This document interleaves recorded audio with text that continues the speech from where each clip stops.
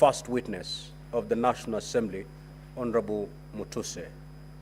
Thereafter, we will move to the second witness and conclude, and then we can now allow the National Assembly to call their third witness.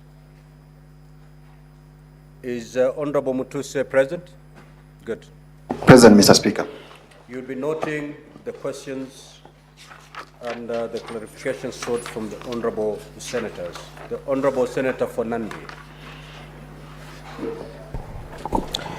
Thank you, Mr. Speaker. Just clarification, but since we had started yesterday with the word of the Lord, I want to leave to my brother Ekomas Mutuse through you.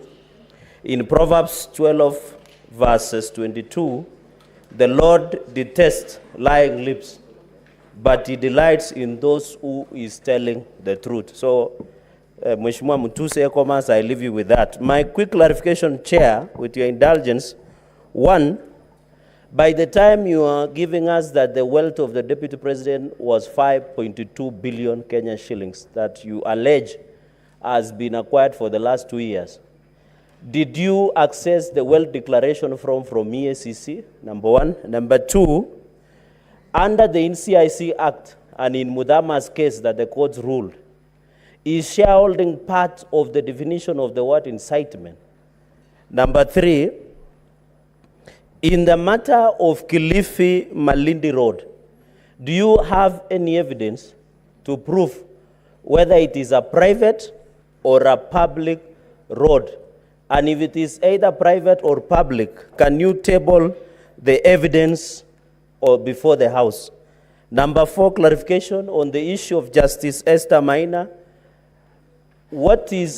Are you telling us that since the Deputy President is the Deputy President of the Republic of Kenya, does he not have a right as a citizen of Kenya not to bring any complaint against any officer, including judicial officers? Finally, on the update, quickly, on 1st October 10, 2024, Cabinet Secretary Mutua. Senator Kenywa. Thank you, Mr. Speaker, sir. My question goes to Honorable Mutuse. Honorable Mutuse, was Treetop Hotel, was it available for acquisition? And if that is so, was there any law of procurement that was breached? Second one, what is the age of these DP's sons? Thank you, Mr. Speaker. Senator Fatuma Dulo. Thank you, Mr. Speaker. My question first goes to the council on the side of the Deputy President. My question is on attack on the national security. And knowing that national intelligence, Mr. Speaker, is a critical organ of a government. And the attack by the Deputy President is a very serious one. And I've seen the video being played that what the current president said when he was the Deputy President is equal. And I heard also Deputy President saying, I have learned from my boss. Does that answer the question of gross misconduct on the part of attack on the security? Number two, the issue of disinheriting the widow. We've been told a lot of stories here, but I really want to know, because we are Africans, matters of widows are very critical. Have you thought of looking for the family of the late Gachagua, just to clarify so many questions that are lingering around that particular family? I thank you. Senator Beatrice Akinyi. If you're in the first round, honorable senators, allow others also to get an opportunity to seek clarifications. Thank you, Mr. Speaker, sir. My clarification is to the DP's team on a video that was played yesterday at a relocation point in Nairobi County. I wanted clarification from the DP's team on whether their client is aware that county governments are distinct governments, and if so, Honorable Speaker, did the DP consult with the county government of Nairobi over the challenges of relocation at Kayole? And two, Honorable Speaker, there was a video that was played, either one or two, involving a speech at either rally by His Excellency the President of the Republic of Kenya. My question is, what was the essence of that video? And is it to show that two wrongs would make one right? Thank you.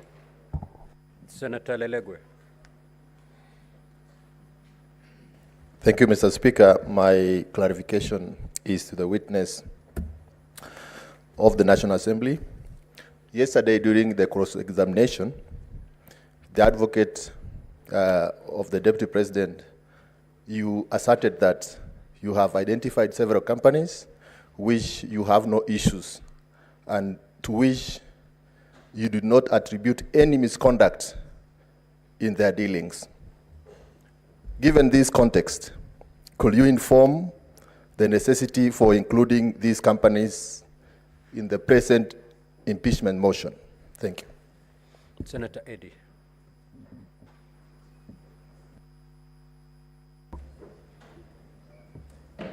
Mr. Speaker, thank you.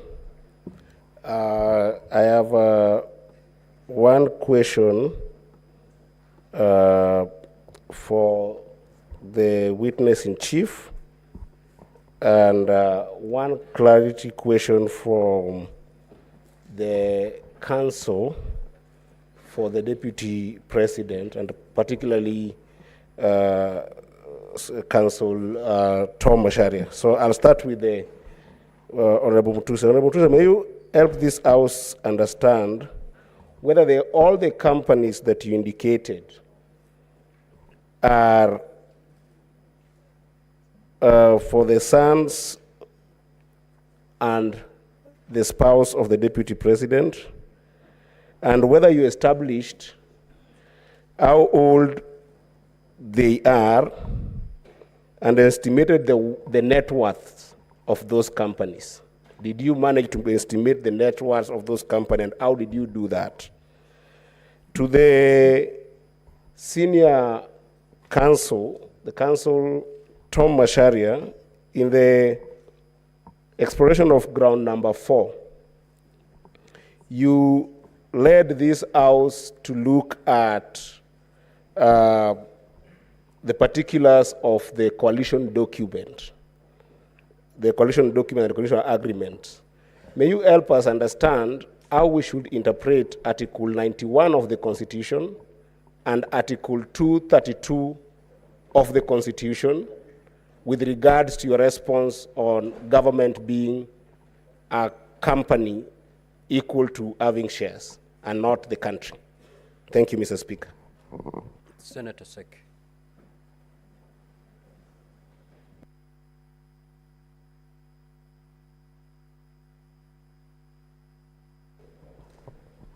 Thank you, Honorable Speaker. The question also goes to Honorable Mutuse. Wanted to make a clarification on the issue of Peterson Jomo, the affidavit on the Olive Garden Hotel, on the appointment of Julian Jahenda as the secretary or agent, and the letter to the Public Service Commission through the clerk of the National Assembly by volume 8A, page 1, gives a different person by the name Maka Juliana Jahenda. Why do we have different names here? You need to clarify because it has a different person altogether, two different people altogether. Second clarification is on the issue of the award of the tender on the proposed refurbishment of the DP's residence in Karen. Honorable Mutuse, the government, through the State House Controller, signed that contract. Wanted to know what is the relationship of this contract with the DP, now that you're saying it has some issues. What's all about the contract and the company that did that refurbishment? We need to know what is the relationship and what is the malpractice that has.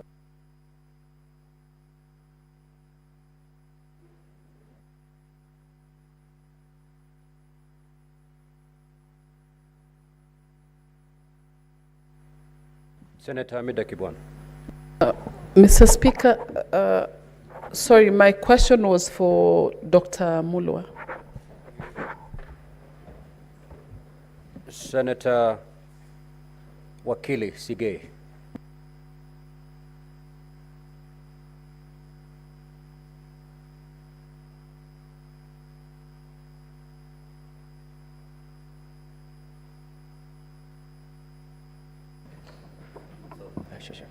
Thank you, Mr. Speaker.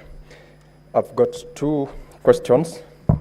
One to the Council for the Deputy President, and the other one, actually both for clarification by the Council for the Deputy President. Yesterday, in the course of your cross-examination, you took us to page 410 of Volume 3.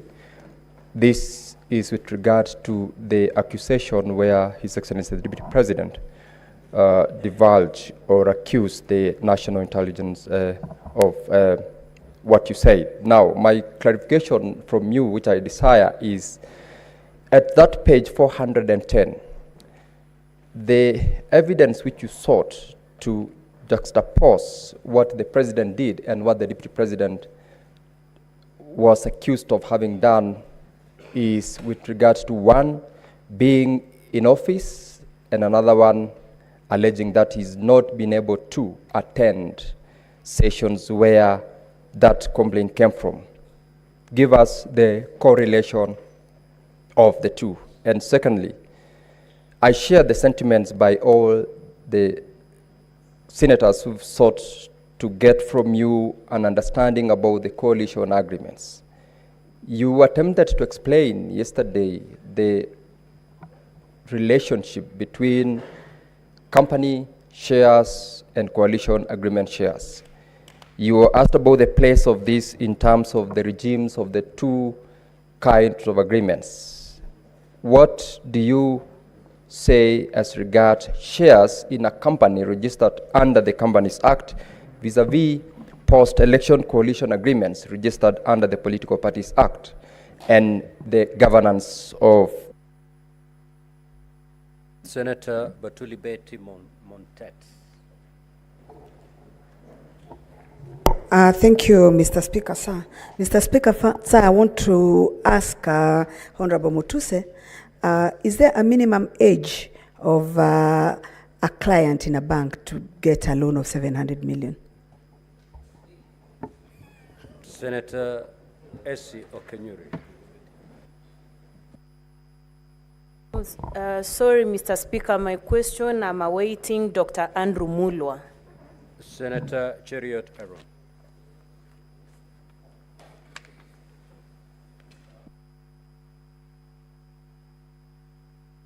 Mike, two quick questions to you, Mutuse.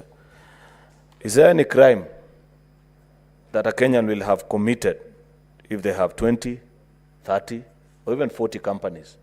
Because I see you have listed 22 companies here. Is there any crime by just owning these companies you feel that the person you accuse has committed?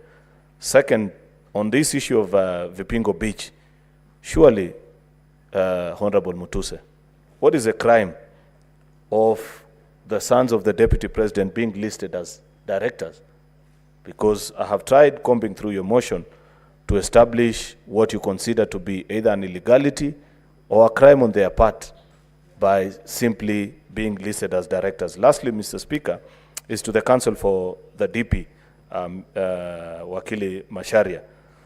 The clips of the then DP Ruto played by your team, could we read it to mean that it's an admission on your part that you're saying, if it was done then by a sitting deputy president, please allow the current one to commit the same at this point? And lastly, the 30% allocation to Ford Kenya in the coalition agreement in ANC, how has it been realized?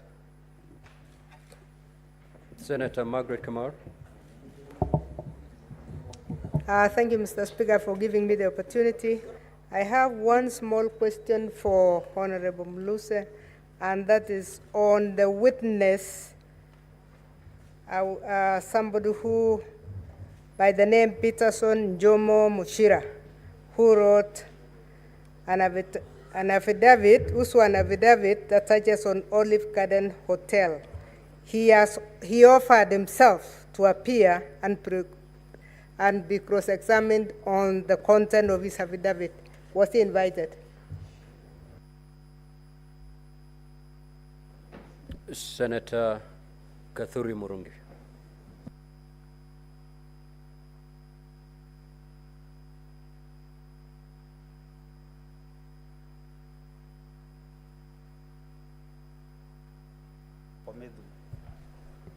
Thank you, Honorable Speaker. Mine are just very strict clarifications. Number one goes to Honorable Mutuse. Honorable Mutuse, in ground 7, you have seen that His Excellency, the Deputy President, has inexplicably amassed a humongous, these are very strong ones, property portfolio estimated at 5.2 billion. So my question is, this is within 2 years.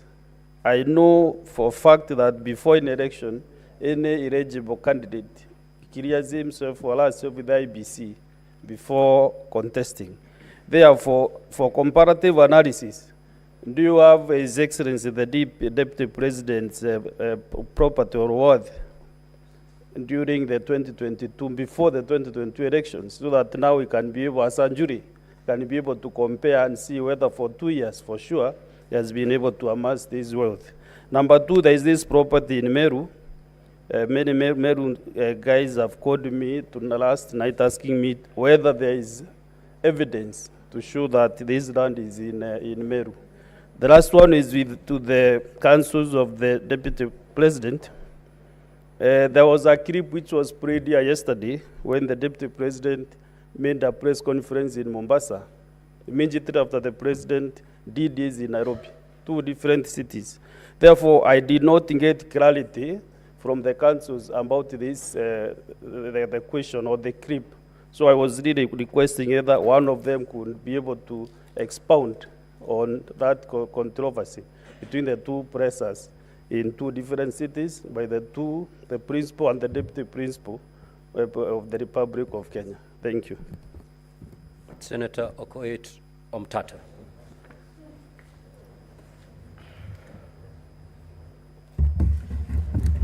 Thank you, Honorable Speaker. I have a question for the Honorable Mutuse. To whom does this motion belong? Because in most of your answers, you keep on saying we. I think, Honorable Senator Omtata, that question was asked by the Honorable Enoch Wambua, Senator, and it was responded to. So just ask for a different clarification. Okay, and other than that, I wanted to ask whether Honorable Mutuse knows the difference between an impeachment motion and a censure motion. And if he does, where does he place his motion? Is it a censure motion or is it an impeachment motion? And what are the thresholds for each of those two motions, if you understand the difference? Thank you. Senator Chute.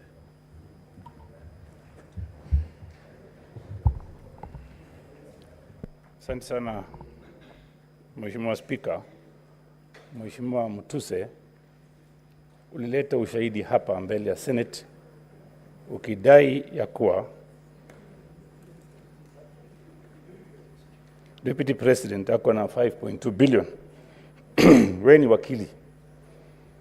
Na vile unaongea jana unaonekana wakili kwa wakili shupavu.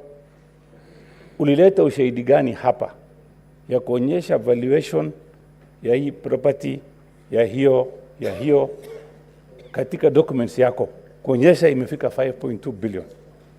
Swali ya pili, ulileta mashtaka 11. Vile unasimama huko leo unaona aibu kidogo kwamba ulilete porojo mingi na mambo mingi. Kama ukiwa wakili hujafikiria vizuri, sababu watu wa Marsabit wananiuliza hiyo mtu kweli ni wakili ama ni mtu amekombolewa kutoka huko. Hebu jibu hiyo swali tafadhali. Senator Beth Siango. Now, honorable senators, we are going to conduct ourselves in decorum. We are not in any way going to demean the witnesses. Ask your question, but stick to the rules of this House. Senator Beth Siango. Thank you, Mr. Speaker, for giving me this chance. I have two questions. One for Honorable Mutuse. In your presentation, I heard that you touched on the inheritance and property of the late Rigathi Gachagua. Have you reached out to the widow and the children of the late Gachagua to also give you facts? The next question is to the Council for the DP. Yesterday you played a clip of the president speaking in Muranga. What was the purpose of playing that clip? And how does it relate to the saying popularly now used by Kenyans, kufa dereva, kufa makanga? Thank you. Senator Chimera. Thank you, Mr. Speaker. My question goes to the Council for the DP. I would wish to seek clarity on the documents that they tabled yesterday, being the coalition agreement, which basically informed the basis as to which the DP has been talking about shares. I just want to know whether there is any document that secures shares in respect of the region where the DP comes from. And secondly, Mr. Speaker, if the Council is aware that his client, at the time those documents were being prepared, he was a candidate for office, and now he successfully became DP, and that he needs to promote national unity, and if it is still in order for him to continue championing for the interest of one region as against the entire nation. Thank you, Mr. Speaker.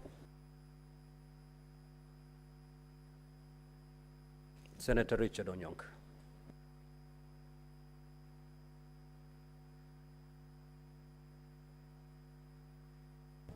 Thank you, Mr. Speaker. My questions are two, and I would like to ask Honorable Mutuse. I hold you highly. I don't think that you're as idiotic as our colleagues will say. I want to ask you, between the time when the Deputy President was a Member of Parliament and the time when he became the Deputy President, were you able to see whether there was a deliberate variation in the amounts of money that he was handling? Did you see whether the money that he was handling as a Member of Parliament, for example, changed then to the money that you brought in, where you're saying that there is some money laundering taking place? Were you able, or are you able to show that distinction in order for you to make your case? The second question I wanted to ask you again on the same issue. When you are trying to find out whether there is money laundering on any transaction, and I know chances are you did not have the technical expertise and maybe an investigative agency to help you, But did you, by any chance, find out money moving from anywhere, either through His Excellency the Deputy President's private accounts, or any money that was being borrowed? Because I know that one property you've mentioned that it was a loan, but all these other properties that you allege that the Deputy President had purchased, did you link that from money coming from some place or money coming from some illicit, like you say? Because I don't see that evidence on the table. And finally, I want to ask you again, Mr. Speaker, that if you look at the issue of the will of Mr. Gachagua, that is the former governor, did you by any chance get a way to ask either through the wife, the children, whether there was a meeting that took place where they were involved, or whether they were unhappy or happy with the transactions which were taking place? Because there isn't any evidence whatsoever of, for example, the wife complaining or the children complaining. Did you get anything like that which is substantive? Thank you, Mr. Speaker. Senator Mutinda Tabit.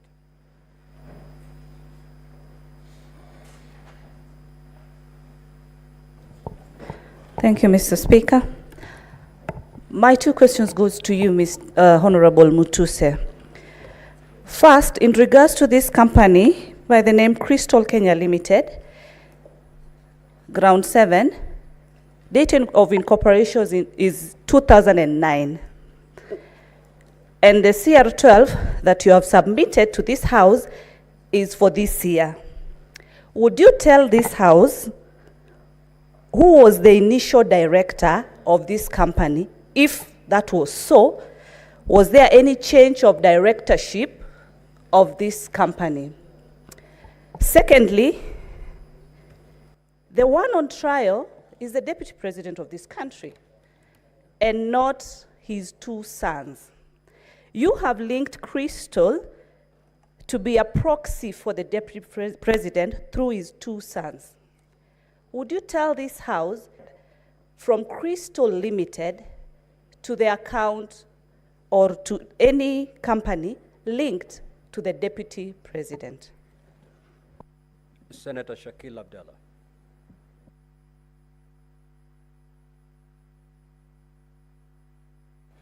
Thank you, Mr. Speaker. My question is to Honorable Mutuse. If Judge Maina had filed any complaints regarding the being harassed by the Deputy President. Thank you. Senator Miraj Abdullah.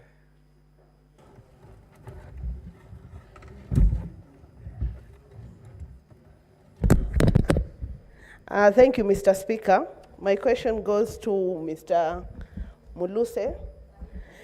Mutuse, sorry. Is it your opinion that the DP was talking about enforcing the Kenya Kwanza coalition agreement when he was speaking about the shareholding issue? And the second one goes to the DP side, that we were reminded here of the oath we took when we assumed this institution. Is it in your place to say that your client has breached his own oath even before we make a conclusion? Because we were made to read the third schedule here on justice and directly and indirectly revealing such matters, and the oath of secrecy that His Excellency the Deputy President took. In his utterances, he used to speak about not the Mlima being touched. So in the essence of national unity, don't you think that your client, the DP, or you clarify for us that he has already breached his own oath even before we make a decision as the jury of this House? Thank you, Mr. Speaker. Senator Kisang.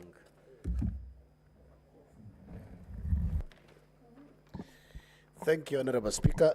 My first question goes to Mutuse and a comment.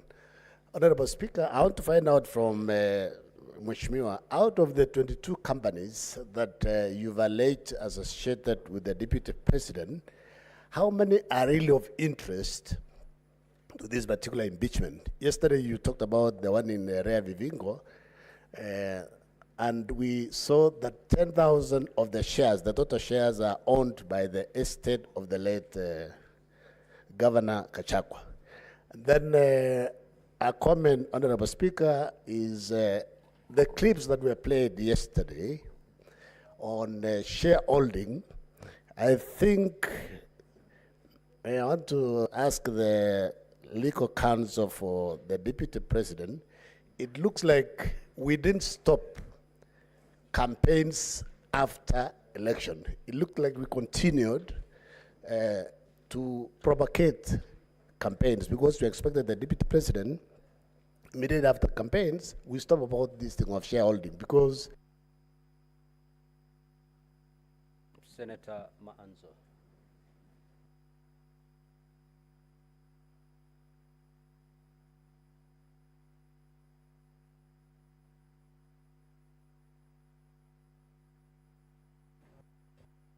Thank you, Mr. Speaker. Mr. Speaker, this would have gone to Governor Baringo, but since he said the clients, the National Assembly had given him instructions, I would like them to tell me what is the relevance of the verse they read yesterday.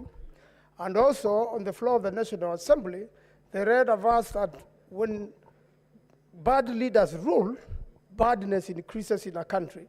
And when good leaders rule, goodness increases in a country.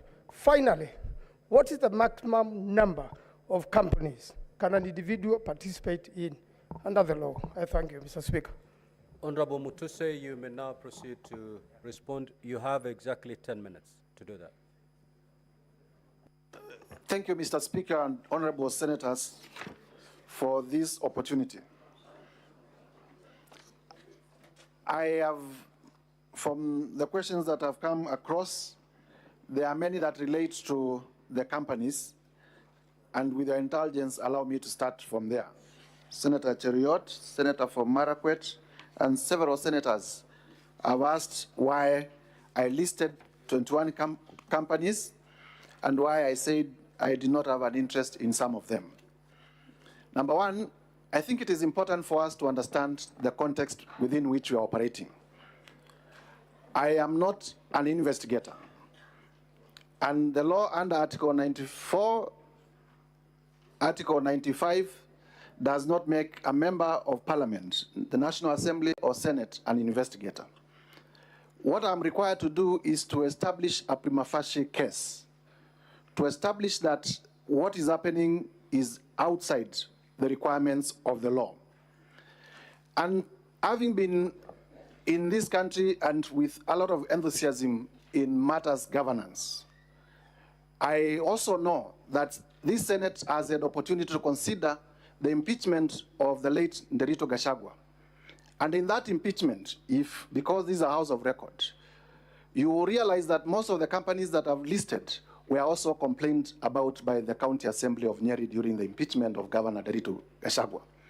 And the complaint was specifically that there was a brother to the late governor, and the brother is one Rigathi Gachagua, who was doing all the business in Nyeri County. And from that basis, therefore, I needed to expound to find out what these companies that had been complained about during that impeachment, what these companies that had been complained about in the Esther Minor decision in terms of money laundering had to do with the Deputy President and the things that I'm alleging against him. And it is on that basis that I listed these companies. I want to invite members of this Senate to also know that in doing this, it is not just about the direct evidence. It is also about the circumstantial evidence. It's also about the circumstances that led to where we are. That there are companies that were complained about doing business in Nyeri County. It came to this Senate. That the same companies were complained about doing money laundering, and a decision of the High Court by Justice Maina has been tabled before you. And today, we are complaining that the same companies are helping to do corruption and money laundering. And that's the reason why we bring those companies. Notice that in an impeachment, because I've been asked about threshold, and I know you know about it, my work here is not to prove criminal liability. It is not to prove beyond reasonable doubt. My work here is not to prove civil liability, but to show political responsibility. And I have been able to do that. In terms of Baringo Ridge, the question I want to invite honorable senators, and I request that you listen to me. I was told yesterday that Baringo Ridge, the two sons of His Excellency the Deputy President, are mere directors, and that the shares are owned by the estate of the late Rigathi Gachagua. But then you ask yourself, all of you here, you have children, why would my brother's children own my estate and not my children? Why would my brother's children be the ones who are directors in my estate and not my own children? If you die today, will your children be the ones being directors of your properties, or it is the children of your brothers? Don't you see this is suspicious? It is obviously suspicious. Number two, in law, and I want to challenge anyone. An estate, what is an estate? An estate is the totality of your belongings. So, can an estate own an estate? It is administrators. We would have expected that the executors in the estate who are named in the will are the ones who would have been named in the shareholding. And we know all these trick games that are being played around to hide ownership. And that, because I talked about circumstantial evidence, that is to be compared with the affidavit of Mr. Jomo in terms of how Jomo was approached to be proxy in buying the property, and how Jahenda, the question that has been asked, is the one operating the accounts. And we have been able to show that the same Jahenda, the same lady who works at the DP's office, is the same person who is the manager at the hotel and is the one who is operating the accounts. So I invite you to see the web of secrecy, the web of conspiracy. It is a web. And this is why I said these are white-collar crimes. They are done by intelligent people. Sometimes it becomes very difficult to get direct evidence, but in the totality of the circumstances, it points to money laundering and corruption. Let me now go to Senator for Nandi, my good friend, Senator Cherangei. Thank you very much for the Bible verse. I'll keep on reading it, and every time I read it, I will remember you. 5.2 billion worth. Did I ask for the worth declaration? I have said here I was not in an investigation journey. I was doing my role under the law to establish a prima facie case. And the last I know, in terms of public declaration, because this has also been asked, the Deputy President, during the presidential debate, as a candidate for election, did declare that it was worth 800 million shillings. I have listed companies, I have listed suspicious transactions that lead me to the conclusion that it is now worth 5.2 billion shillings. The law on unexplained assets, because this is important, the law on unexplained assets is such that you are asked, you own this, please tell us how you acquired it. Because as far as we know, your legitimate income cannot support this. That is what I have done. I have listed properties that I have laid evidence that they are either directly or indirectly owned by the Deputy President. It is upon him, and this law is established, it is upon him to tell us where he got money to buy those properties, because in as far as we know, his legitimate sources of income do not support that income.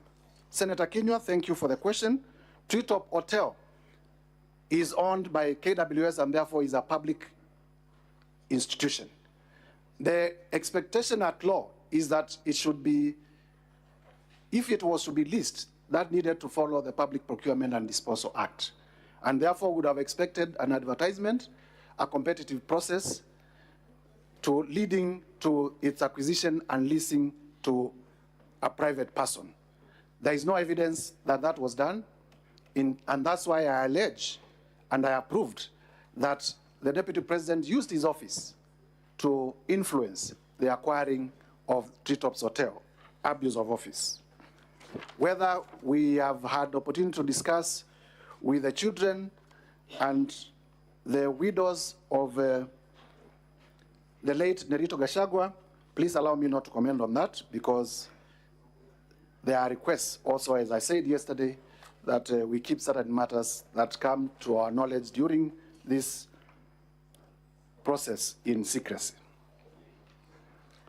Senator for Samburu, the necessity of including the companies, I have said. The children of the children of Rigathi Gachagua, they are in, I think one is in his early 30s, the other one is in his late 20s. Whether there is an age limit for somebody to obtain a loan of 700 million, no, there isn't an age limit, but the guess, yours and mine, how many children of that age in the Republic of Kenya would have security enough to secure a loan of 600 million? Because to secure a loan of 600 million, the bankers tell us that you have to place property probably that is 10 times more in value than that. When did they acquire that property? Number two, it is not our evidence, and this is important for me to clarify, that Abadea's Safari Lodges was acquired through a loan. It is an explanation that we have discounted. He said that they obtained a loan of 600 million, but the only document that was produced is an offer letter for the loan. There is no evidence to show that the loan was granted. There is no evidence to show any charge on that loan. And therefore, it is our contention that that explanation is not conclusive. That explanation cannot suffice. And therefore, it goes back to the Deputy President to tell us where he got the 535 million, where he got the 143 million to buy those properties, because the loan is not substantiated. Senator, in terms of Olive Gardens, we have been able to show Julian Jahenda, the one managing the hotel, and the one working in the DP's office is one and the same person. Jomo,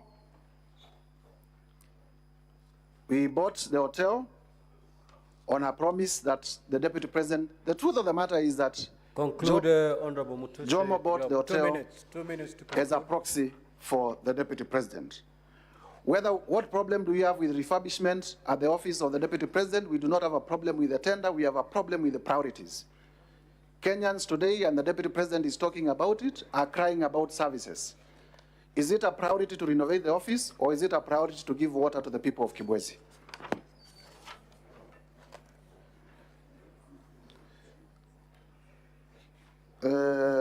Vipingo Beach, I have explained whether you would bequeath your wealth to your children or to the children of your brother.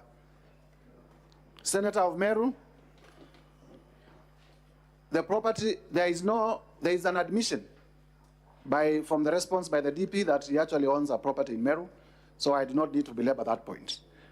He has already admitted he owns a property in Meru, but he says he got a loan from one of the local circles. He has not produced evidence for that loan.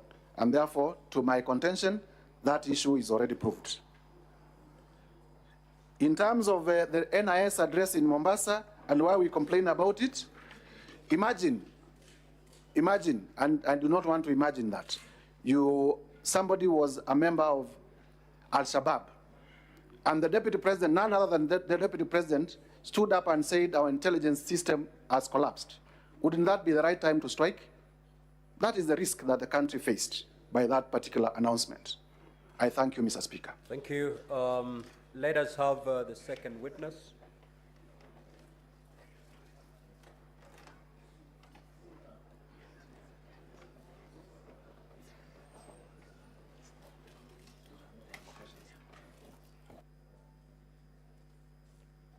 As the Council for the DP responds or clarifies on the issues raised towards them, may we have the second witness available for purposes of clarifications. Council, you may proceed. Thank you very much, Honorable Speaker. Let me begin with the tortured question of the estate of the late Rigathi Gachagua. It is, I think, a shame that will stick on Honorable Mutuse for the rest of his years on earth. Counsel for the Deputy President. Yes. There are very few clarifications that were directed towards you. Yes. So I'll give you 5 minutes. You're not responding to the clarifications by Mutuse. You're responding to the clarification as sought. Those are the ones I am. Honorable Speaker, there are quite a number of clarifications, especially on this estate issue, which please allow me 10 minutes. All right. Thank you very much, Senate. Now, I began my cross-examination of Honorable Mutuse yesterday with asking him how long he has practiced law and what law he has practiced. The problems you have as a Senate, as a quasi-judicial body, are born out of inexperience of legal practice. If you had practiced any succession law, I'm answering the question. Order, Honorable Senators. I'm answering the question. I'm sorry, Senator Kavindu, just have a seat. I couldn't take that. Yes. What is the source of this? I asked him yesterday. He answered the question. Yes, Counsel for DP. What exactly did you say? I just wanted to say that the National Assembly was provided with an affidavit by the executors of the will of the late Rigathi Gachagua. It is before you. It is volume number 4, stated, called the Further Affidavit of Rigathi Gachagua. Rigathi Gachagua. It should be before you. In that affidavit, the two executors state in comprehensive detail everything concerning that particular estate. They are as follows. 1, the estate property was divided in accordance with the will. The probate matter commenced and went all the way to the end to conclusion.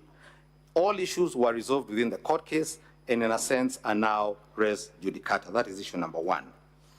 Issue number 2, you will find in that affidavit between pages 11 and pages 19. Who sought that clarification?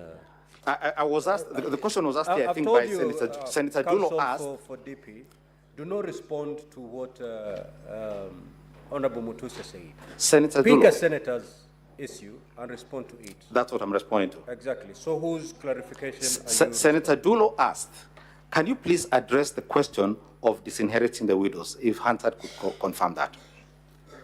I believe she did. That's what I'm answering, yes. And so the will, as I'm explaining, does not disinherit the children or the widows or anybody else.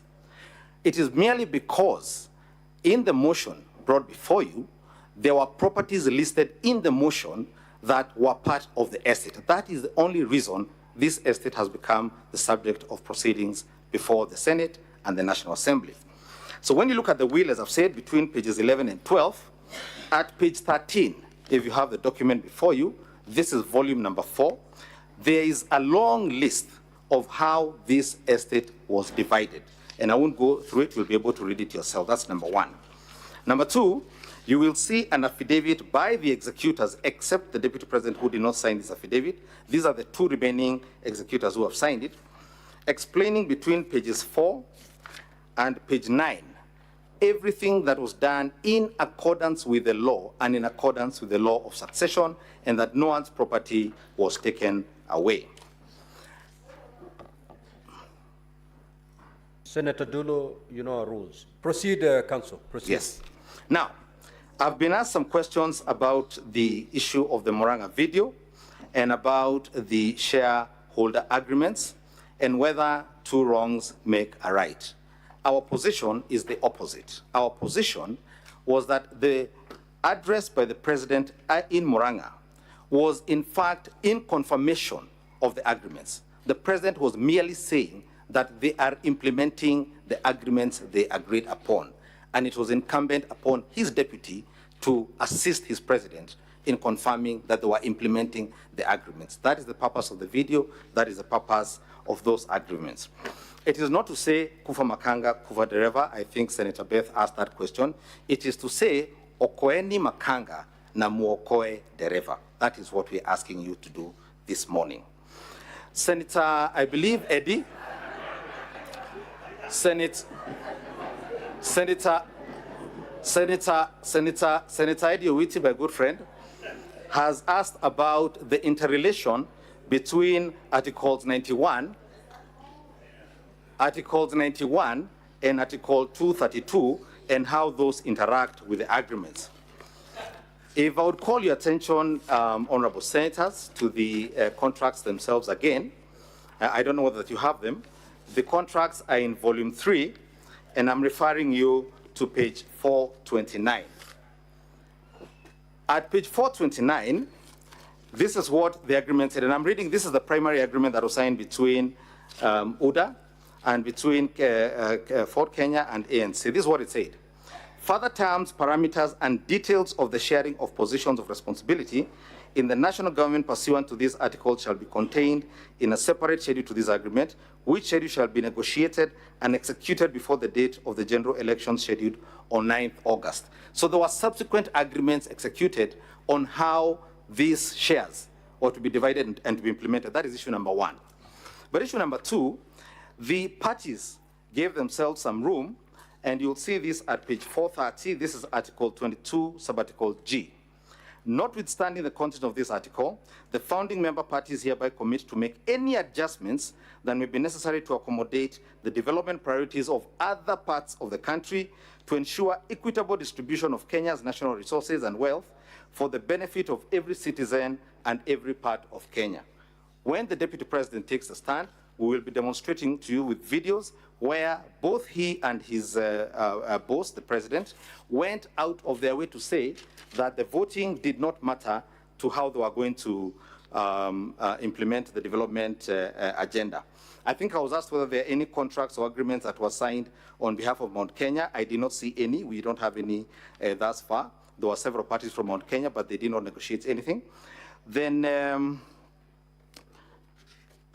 an important question. The Deputy President did not say the government is a company. When you read the statements, he was making an example. It's like a company. It was a tool to explain a document. That's all he was doing. I'm pressed for time here. Yes, Senator Chariot asked a question about two wrongs making a right, and whether the current DP is conceding that because he did what the former DP did, that then he's guilty. Again, far from the truth. We are asserting, when you read the documents, the documents at page 412, this is the article where the President spoke, the former Deputy President spoke in Moyale. This is what he said. The Deputy President reiterated that he used to ask tough questions when attending the National Security Council meeting about schemes of murder. It is something that has troubled me a lot, and that is why we have put it to the Kenya Kwanza Manifesto that extrajudicial killing must come to an end. It is illegal and constitutional and offends every principle of the right of life. In law, there is no secrecy where crimes are committed or there is violation of the Constitution. The Deputy President was merely following the mentorship of the man who occupied the office before him, and it was not releasing any secrets that did not concern illegalities or unconstitutionality. So that deals with the question of oath of secrecy. I think that was asked. And because of shortage of time, I'll allow my learned colleague, Mr. Elisha Ngoya, to come and answer a few questions. Thank you very much, honorable senators, for your time and your attention. How many minutes, clerk? Mr. Speaker, 3 minutes will be enough for me. No, we need to know how much time you have. You have 2 minutes. Okay. Thank you, Mr. Speaker. Ongoya for the Deputy President. Proceed, Counsel. Thank you. Counsel. To the question whether the Deputy President is aware that county governments are distinct, our answer is simple. Governments at national and county levels are distinct and interdependent. So the constitutional architecture is not to create pigeonholes, it's to create cooperative and interdependent governments.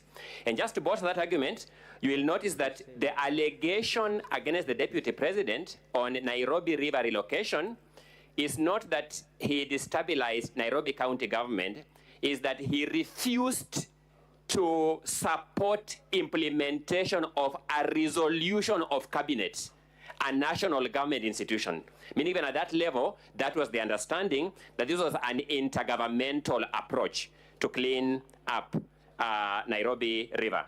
On the question of Julian Jahenda, allow me to say this. The person who has brought Julian Jahenda in these proceedings is a deponent of an affidavit. Allow us to hold him to account on that affidavit when he comes to testify himself, because we have questions for him around this witness too. Then finally, on the question of Treetops Hotel, let this be a very clear distinction. Treetops Hotel was not acquired by the company in question from KWS. Treetops Hotel was an assignment of lease. When the Kenya government gives you a lease, say 99 years, you can sell that lease. So it was an assignment of lease that was already assigned by KWS to a third party. So the construction that a company associated with the deputy president, rightly or wrongly, got this property from KWS is actually wrong. There was a completely different private property that had a lease. Then that company holding that lease assigned that lease. Thank you so much. My 2 minutes are over. The second witness.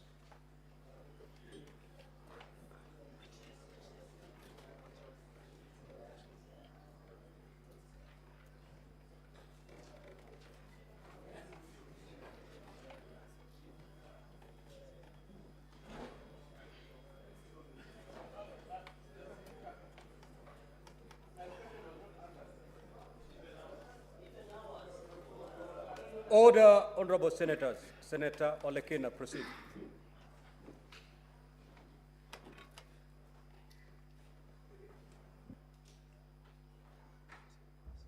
Thank you, Mr. Speaker. Mr. Speaker, my question to Mr. Mulwa.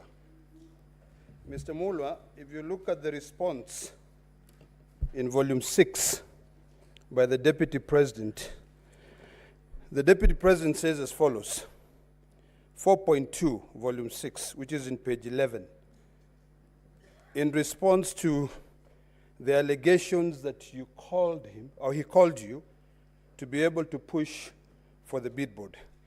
He said that this is clear in paragraph 4 of the witness affidavit of Andrew Mulwa. He contradicts himself by claiming that on the 11th July 2023, I pressured him to surrender the original bid board, yet by the letter dated 5th of May 2023, KEMSA had requested for collections of the original bid. Thus, there was no cause for pressure to be exerted on Mr. Mulwa or any other person. Now, in your affidavit on page 70, you put an excerpt of your WhatsApp or communication between yourself and Dr. Rigathi, where Dr. Rigathi, it's alleged, he said, Dr. Ikunu Rigathi here, kindly contact me. When possible, there is a document for HE we are trying to collect. In the same affidavit, you have annexed 3 letters. One letter dated June 30th, and I want you to keep in mind of the 30th of May. June 30th, which is a letter sent to you, from KEMSA to ESCC, requesting for the bid board. That is June 30th. That is a month after the date that the Deputy President alleges to have received information from KEMSA asking him to collect the bid bond. Secondly, you have a letter dated 11th July, where you communicate to the company called Shabika Impex Private Limited, asking them to collect the bid board. Yesterday, when you were being cross-examined, you said that you were afraid, you felt pressured when the Deputy President called you, allegedly, and asked you to surrender the bid board. Could you please give us a chronological of events. Because this letter is dated 11th that you sent to them. You allege that the Deputy President called you on 11th. Honorable SC, Rule 23 of the Rules of Procedure. SC Okenyuri, he's gotten the question. He's gotten the question. Thank you, Mr. Speaker. I also wish to ask Dr. Andrew Muller the following. Confirm if the Deputy President did call you. 2, kindly confirm if Shobika Implex Private Limited, whose agent in Kenya is Crystal Kenya Limited, had emerged as one of the winner of the 3.7 billion mosquito tender before the tender. And finally, what was the issue with the bid bond that you said yesterday you were trying to go pick from EACC? Thank you. Senator Kavindu.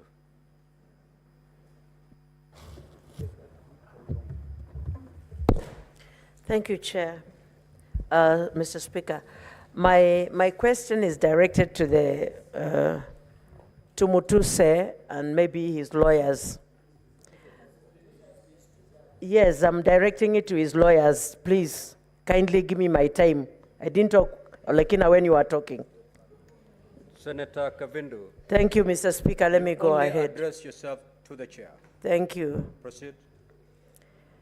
One of my questions is about the speech which Honorable Mutuse said that the Deputy President addressed from Mombasa. My question is there any law preventing either the President or the Deputy President from intervening if they see any failures with the National Intelligence Services? Is there any law preventing them from intervening or questioning the National Intelligence Service, or is there any law directing them where they should ask these questions from? 2, the lady, Honorable Justice Esther Maina, has she ever made any complaint after the case was done? Thank you, Mr. Speaker. Senator Bone. Thank you, Mr. Speaker. Mr. Speaker, to Dr. Mulwa. Dr. Mulwa, I can attest that the number you have put here, through which His Excellency the President pressured you, it relates very well with me because in the days we used to talk with him, I used to use the same number. Your evidence is so critical that we would like you to walk us through that conversation between the Deputy President and yourself, during which time he was putting pressure on you. Mr. Speaker, sir, Tom Masharia, Counsel, you are a man of many years of experience, and you know the hierarchy of laws. The Constitution is at the apex, and all other laws are subservient. In your attempt to justify, or rather to protect, and secure the Deputy President from the accusation that he breached the Constitution, Article 27, which prohibits him from discrimination, you have chosen to justify it by using an act of parliament called the Political Parties Act that provides for the agreement. Tell me, are you telling me that by dint of that act, which is subservient to the Constitution, which the Deputy President violated, therefore the act sets him free? And finally, my younger brother, Ongoya,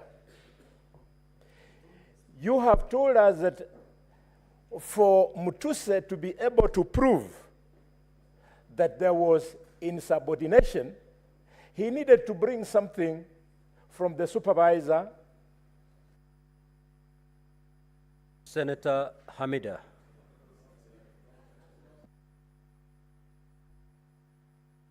Thank you, Mr. Speaker.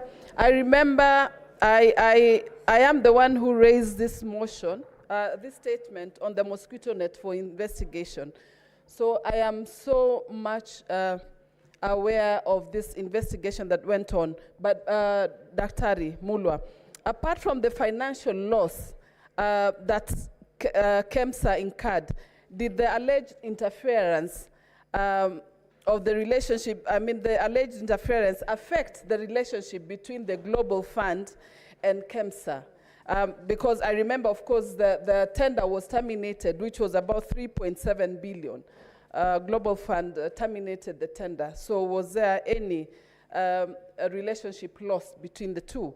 Number two, did the PS Josephine Mburu and CEO Terry Ramadan lose their jobs due to this tender process, during the tendering process of the mosquito net tender? Number three, did you feel intimidated and coerced to act given the office of the DP? Thank you. Senator Wafula. Asante Mheshimiwa Spika. Daktari Mulwa, madai kwamba ulipata simu kutoka kwa naibu rais kufuatilia jambo linalohusu mwanawe.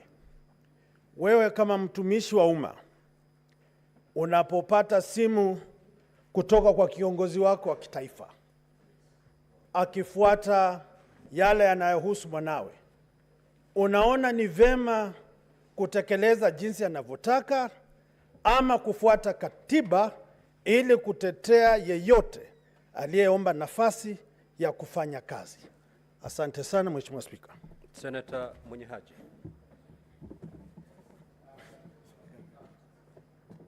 Pia mimi swali langu ni kwa Daktari Mulwa kwamba hii zabuni ulisema kuwa ilifutiliwa mbali. Je, wakati ilipofutiliwa mbali kuna hasara yoyote ilitokea kwa serikali ama kwa KEMSA kutokana na kufutiliwa mbali kwa zabuni hiyo? Pili ni kuwa wewe kama mkurugenzi wa KEMSA ulichukua hatua gani ulipopata simu ama ulipopata maelezo kutoka kwa naibu wa rais kwamba hiyo tenda ama hiyo zabuni ipewe mtu fulani? Asante. Senator Muma. Thank you, Honorable Speaker. Dr. Mulwa, I have two related questions to you. One, is the return of bidboards part of the procurement process? And if it is part of the procurement process, would you say that a call from the Deputy, His Excellency Deputy President, on this issue amounts to interfering with the procurement process? Thank you. Senator Mariam.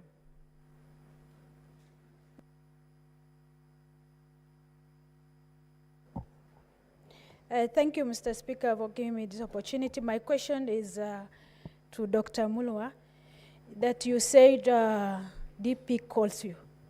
Is there, when he calls you, is there any interference with the procurement process? Thank you. Witness, you may now proceed to make the clarifications as sought by the honorable senators. You have 10 minutes to do that. Thank you very much, Mr. Speaker, sir, and honorable senators. I will try to answer the questions that have been put forth on the matter of the procurement of the long-lasting mosquito nets by the various senators. Mr. Speaker, sir, the Senator for Narok asked me to give a chronology of what happened so that I may be able to bring out the issue of the pressure that I got from His Excellency the Deputy President and alluded to the letters that I have submitted in regard to the tenders. Indeed, Mr. Speaker, sir, on around the end of April, the Global Fund wrote to the Kenya Global Fund Management Office, communicating a pre-award review decision to terminate the procurement of the 3.7 billion mosquito net tenders.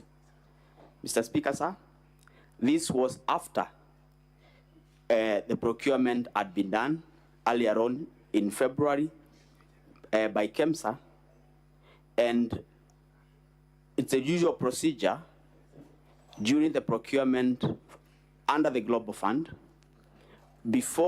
after the evaluation of the tenders, the evaluation report is shared with the Global Fund to authenticate if full procurement procedures and law have been followed. On review, the Global Fund realized that the tender, which the evaluation committee had recommended to be awarded to one Shobika Impex Limited, had an issue. And Mr. Speaker, I will refer to the bid bond, which I shared in the documents.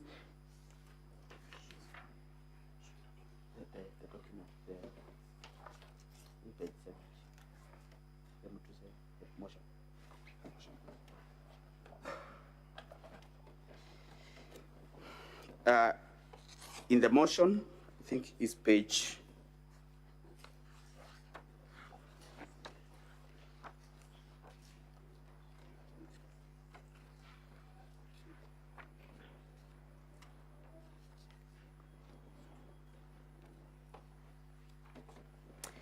is page 76 out of 85.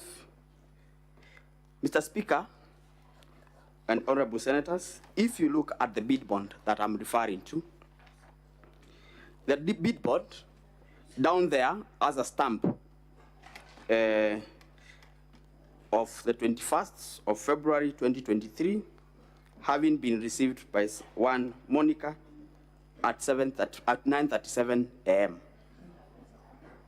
Mr. Speaker, sir, this tender was running at the time this bid bond is being received. The tender was supposed to close on the 10th of March, but the earlier closure, this bid bond, did not come as part of the tender document. Usually, bid bonds are annexures to the tender document, and therefore, this bid bond came as an ordinary mail. Further, if you look on top of that page, it's written PD, which is Procurement Department, FY&F for your next necessary action, and I can confirm the signature for the CEO who was there before me on the 23rd of February while the tender was opening. In other words, Mr. Speaker, sir, this bid bond already had issues even before the tender closed and was opened, and therefore the bid bond was submitted outside the tender document, which is already an irregularity in the procurement.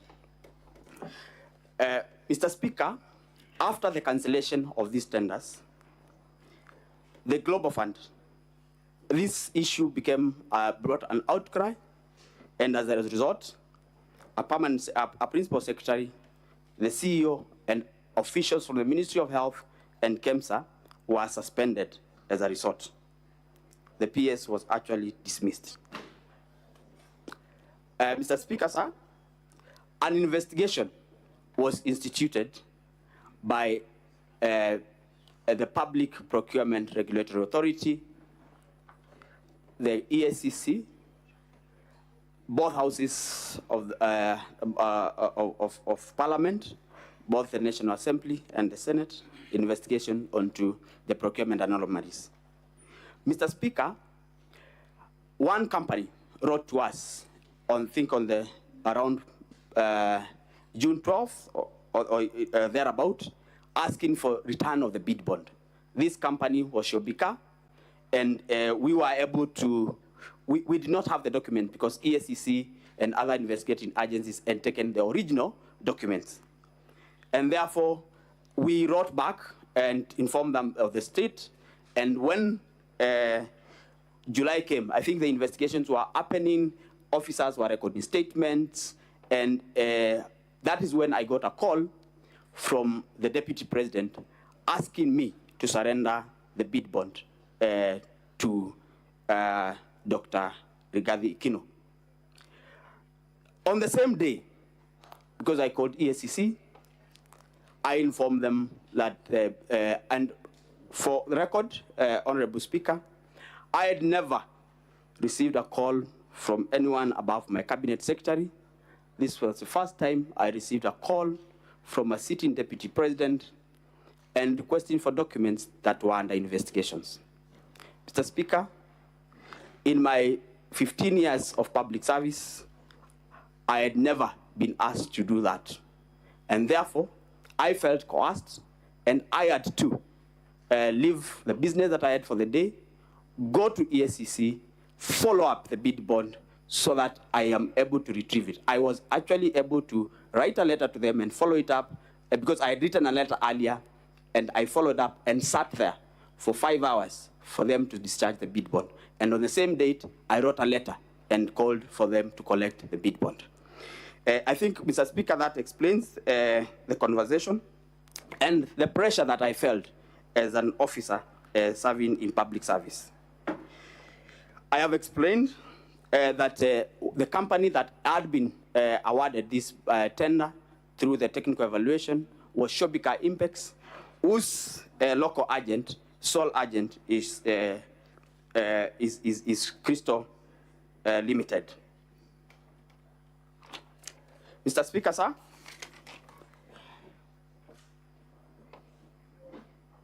I have walked the Senate through the conversation that I had with the question asked by Honorable Dr. Boni Alwale on what transpired and how I was able to get the bid bond.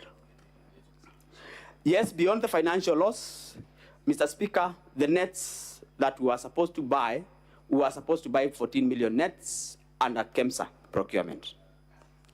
As a result of purchasing these nets through the Global Fund WAMBO system, we could only purchase 10.2 million nets. Global Fund could only supply 10.2 million nets. That means Kenyans lost 3 million also nets as a result. Secondly, there was a delay.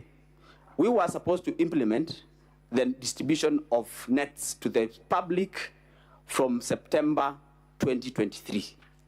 That was not possible as a result of the delays.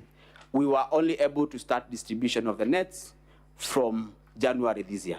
In effect, there was a loss in terms of money, there was a loss in terms of number of nets, and 3, there was a loss in terms of citizens did not enjoy the protection that they would have gotten from the nets in the time that had been envisaged.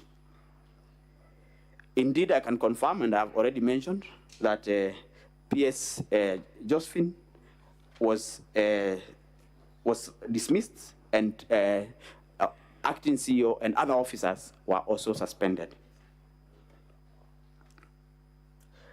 About following the law, when I got the call, Honorable Speaker and Senators, I was able to, consult the investigating authorities, and through correspondence, I was able to get the documents as per the law. And therefore, I did not in any way go out of the law as a result. Is the return of bid bond? Mr. Speaker, I'm told my time is up. Can I wind up? The remaining queries. Thank you, sir.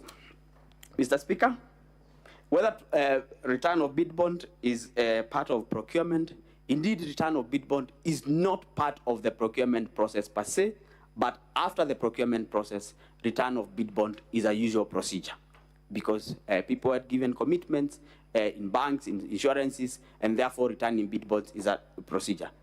The extraordinary circumstance in this matter is one, the bid bond that had been submitted was not part of the tender document per se. And number two, this was a matter that was under investigation. And therefore, for the Deputy President to push for the bid bond to be returned, it means that it was pushing for interference of an investigation that was already ongoing. I already gave account that I had to personally go to EACC to get the document. Mr. Speaker, I submit. Thank you. There's some clarifications that are sought from Council Macharia.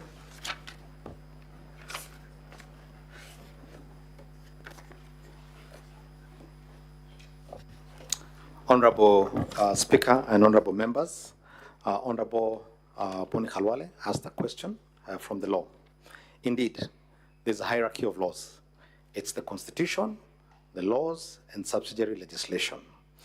And I cannot purport to be teaching lawmakers how this is done. 5 minutes. Yes, and so I say this with tremendous respect. The hierarchy of laws, the infrastructure of laws, is that there are provisions left in the Constitution as self-executing. The Constitution then delegates to Senate and the National Assembly the power to make laws to execute certain of its provisions. And to that extent, that statute carries constitutional authority because it is made pursuant to a constitutional provision. And that would be the case with the Political Parties Act. At Article 91 and Article 92, the Constitution prescribes what political parties and the regulation of political parties and coalitions must contain and must do. If a statute is unconstitutional, then the High Court, as it has done many times, then strikes down that statute as unconstitutional. The Political Parties Act, as currently framed, and the basis upon which these coalition agreements were drawn and registered, and a government formed on the basis of those agreements, have not been found to be unconstitutional. So we're not saying that any wrong was done. We're in fact saying everything was done in accordance with the Constitution and the law. That's number one. Number two, when His Excellency the Deputy President stands to make his response before you, amongst the things he'll be showing you in great detail with documentation and with videos is the lengths to which not only he, but his ultimate appointing authority, his boss, the President, and the entire government went to ensure that the development was spread across the country. And I think, as I demonstrated a few minutes ago here, the contracts themselves indicated that there would be need for flexibility to ensure that you're within the Constitution.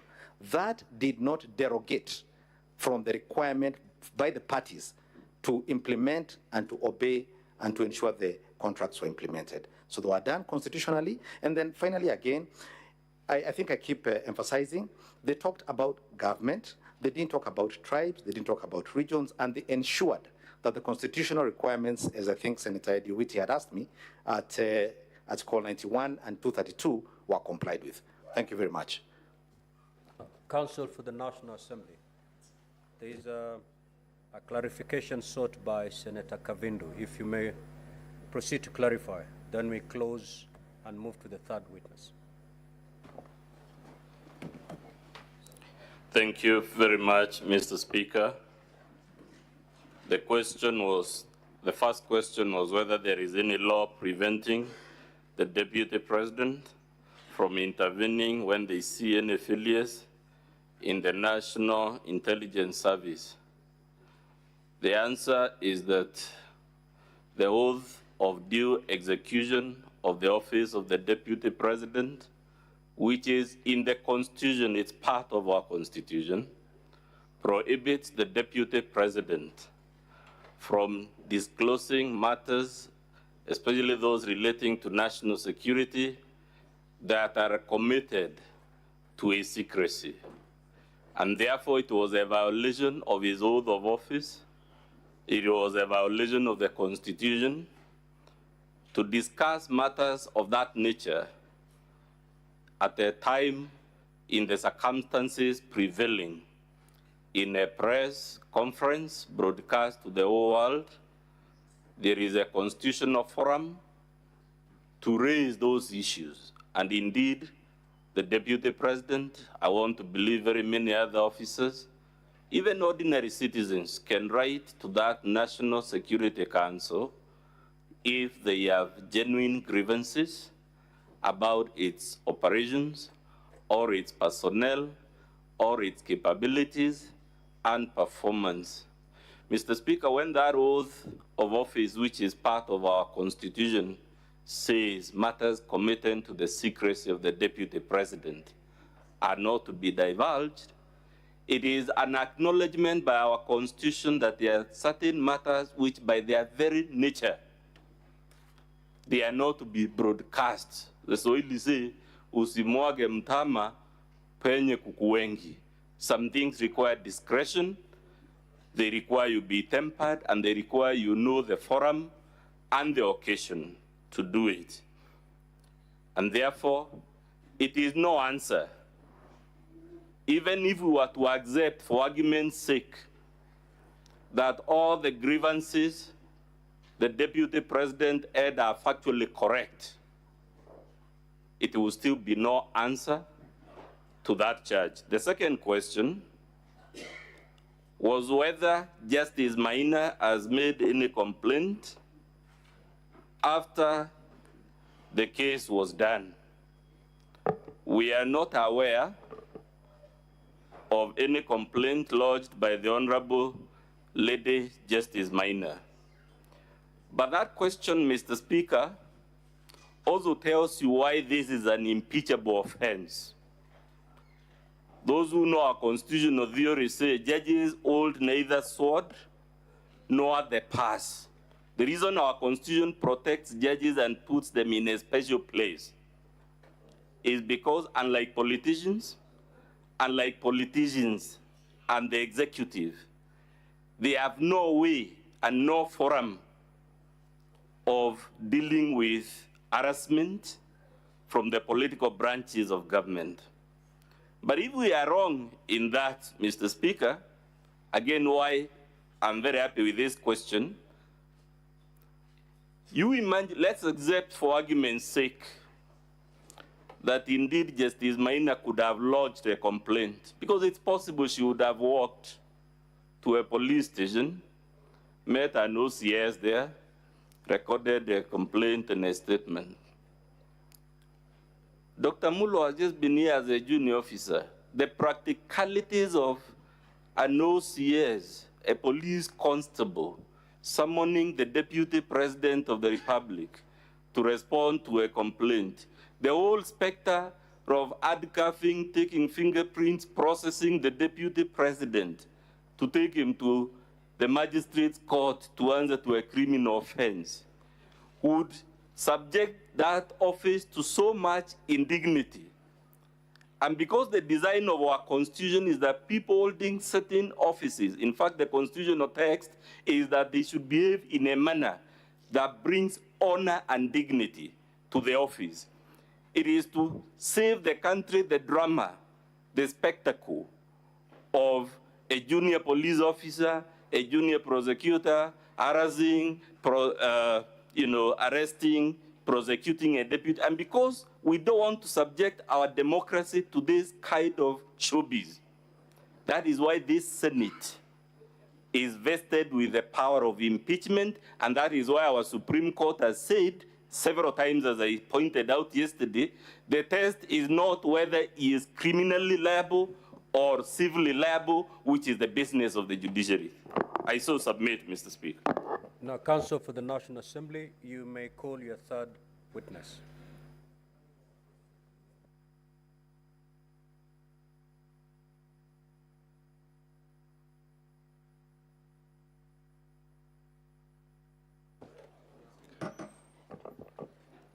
Honorable Speaker, distinguished senators, my name is Moses Kipkogei. Our next witness is Abdi Mahmoud from the EACC. He's a former witness who was called pursuant to the summons issued by this House at the request of the National Assembly. I request the Sergeant at Arms to call him from room 4. Sorry.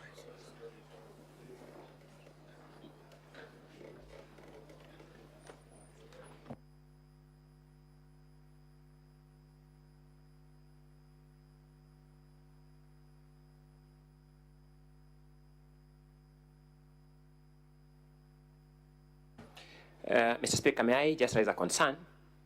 It is true that this witness was called pursuant to a summons of the Senate, but normally a witness is called to produce a particular document or to produce a particular item.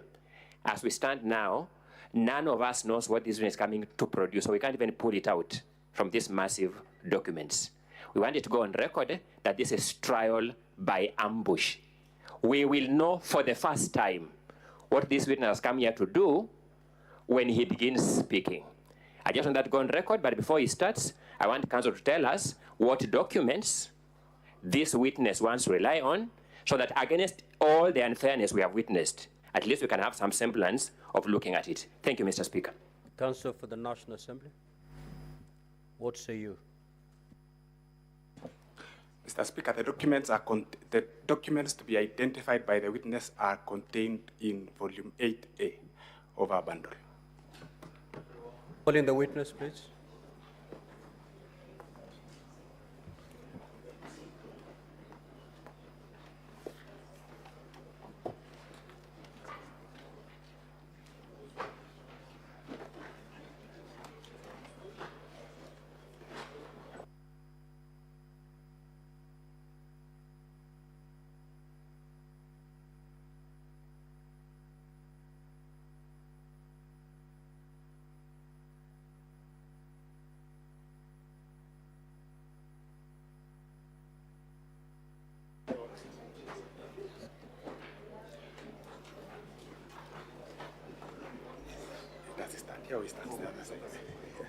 Just have the witness on this side. Okay. Where the others took the oath.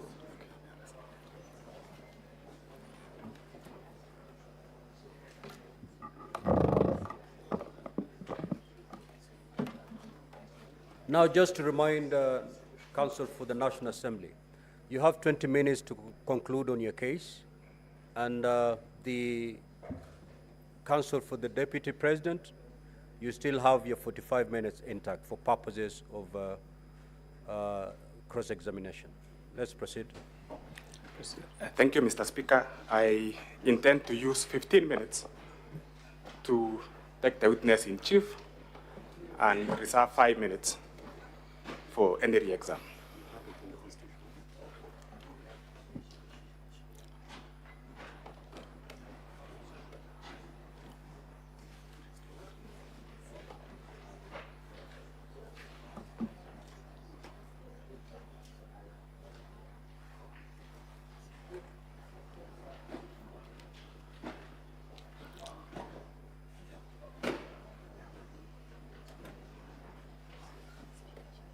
So before the witness takes an oath, Counsel for the Deputy President, you do confirm now that you understand and you know the documents that the witness is going to produce as contained in volume 8A. And these are the documents, I believe, in respect to which I made a ruling yesterday, to have them admitted. We do, Mheshimiwa Speaker. Thank you so much, Senior Counsel. Yeah, thank you. Thank you. So this is, we cannot, and as a chair, I cannot allow trial by ambush. Proceed. Thank you. I, Abdi Ahmed Mohamud, do solemnly swear that the evidence that I shall give before this Senate in respect of the matters before the Senate shall be the truth, the whole truth, and nothing but the truth, So help me God. Thank you. So, Mr. Abdi, introduce yourself to the Senate, the place you work, your rank, and how many years you've worked in that institution. Thank you. My name is Abdi Mohamud. I'm the Deputy Chief Executive Officer of the Ethics and Anti-Corruption Commission. I have worked at the Commission since 2005. I started off as a senior investigator. Right now, I'm the Deputy Chief Executive Officer. My main responsibilities are to assist the Chief Executive Officer of the Commission in the day-to-day running of the Commission, among others. Another key role and responsibility that I hold at the Commission is that I chair the Commission Management Committee on Investigation Evaluation. Basically, I have been an investigator since 2005 when I joined the Commission. Thank you. Thank you, Mr. Mahmoud. You are before the Senate this morning following summonses which were issued to your institution. And in the summonses, the 3 areas were identified. Would you wish to appraise the Senate on those 3 areas which you are to guide the Senate on? Okay. If I may refer to my documents, yes, you can.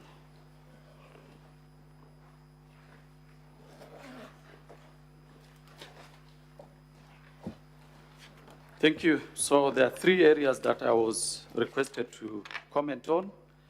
The first one is an investigation that the Commission conducted on a procurement on the supply of long-lasting insecticide nets at the Kenya Medical Supplies Agency, KEMSA. The second issue that I was to comment on is the declaration of gifts and donations received by His Excellency Rigathi Gachagua, the Deputy President, during his tenure of the office to date, pursuant to Section 14(5) of the Leadership and Integrity Act. The third issue that I was to comment on is the declaration of conflict of interest made to the Ethics and Anti-Corruption Commission by His Excellency Rigathi Gachagua, the Deputy President of the Republic of Kenya, to date. So we'll go to the first question, or the first issue, which you are asked to address yourself to. And I wish to refer the witness, Honorable Speaker, to our bundle 8 of our documents.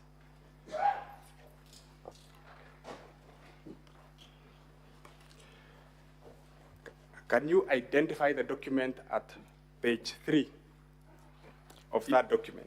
Yes, I can identify. This is a letter that we did to the Clerk of the National Assembly on 23rd September 2024.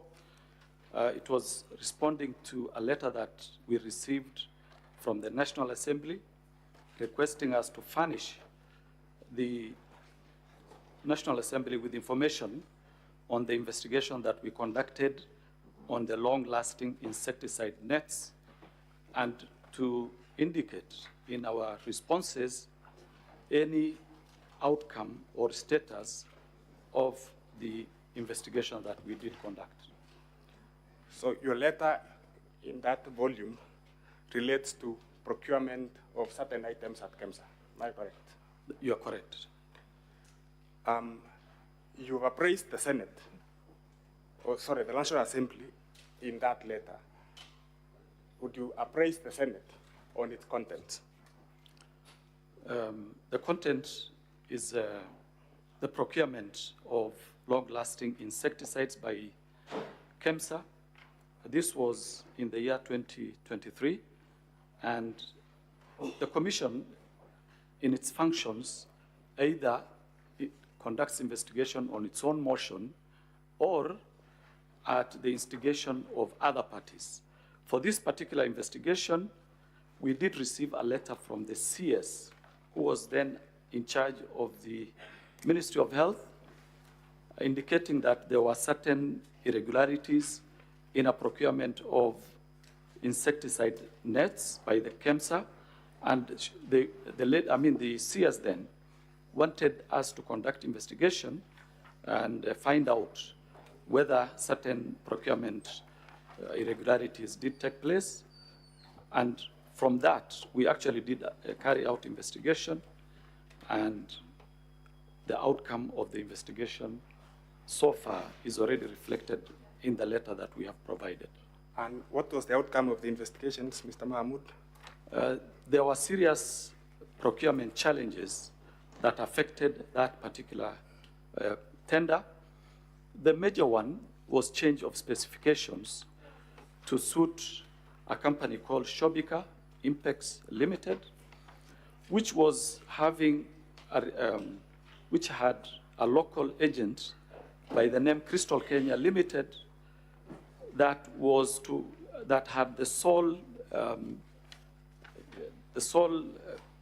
responsibility, or rather the sole function, to provide certain mosquitoes that had certain chemicals.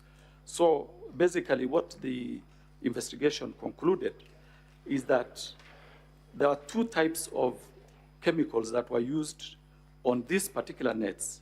If I may read one of them, one is called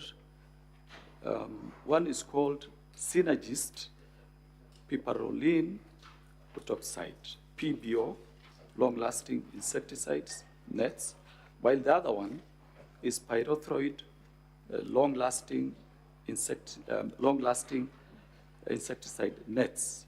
So this company had the sole distribution rights on this particular chemical called PPO. And in totality, from the investigation, we realized that the PS at that particular time did write to the CEO of KEMSA, instigating, or rather compelling the CEO of KEMSA to change the specifications so that it can fit the chemical that was to be provided by Shobika Impex Limited, whose local agent was Crystal Kenya Limited. Basically, that was the starting point. The other problem was that there was, when the tender was to close on 23rd, the company, this is Shobika Impex Limited, at that particular time wanted to have a bid bond introduced into the documents, into the tender documents. Yet we all know that in procurement, the tender document, the bid bond is supposed to be part of the tender document. They're supposed to be delivered together. But in this circumstance, the bid bond was delivered by hand to the CEO's office on 23rd, when the tender was supposed to close.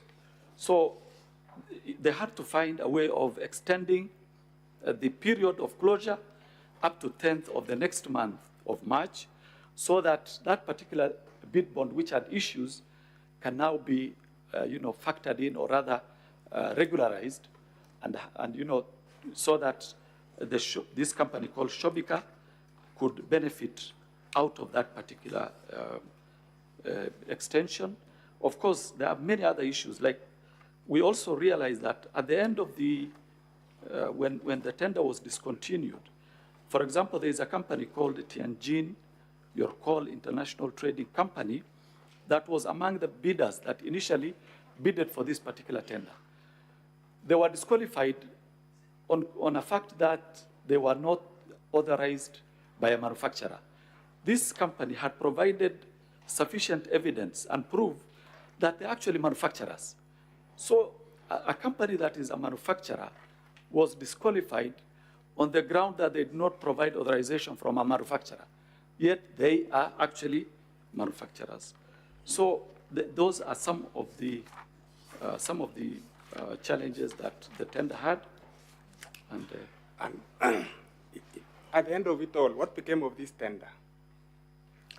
At the end of what happened is, after the technical committee of the KEMSA did recommend Shobika to be awarded the tender, because this tender was actually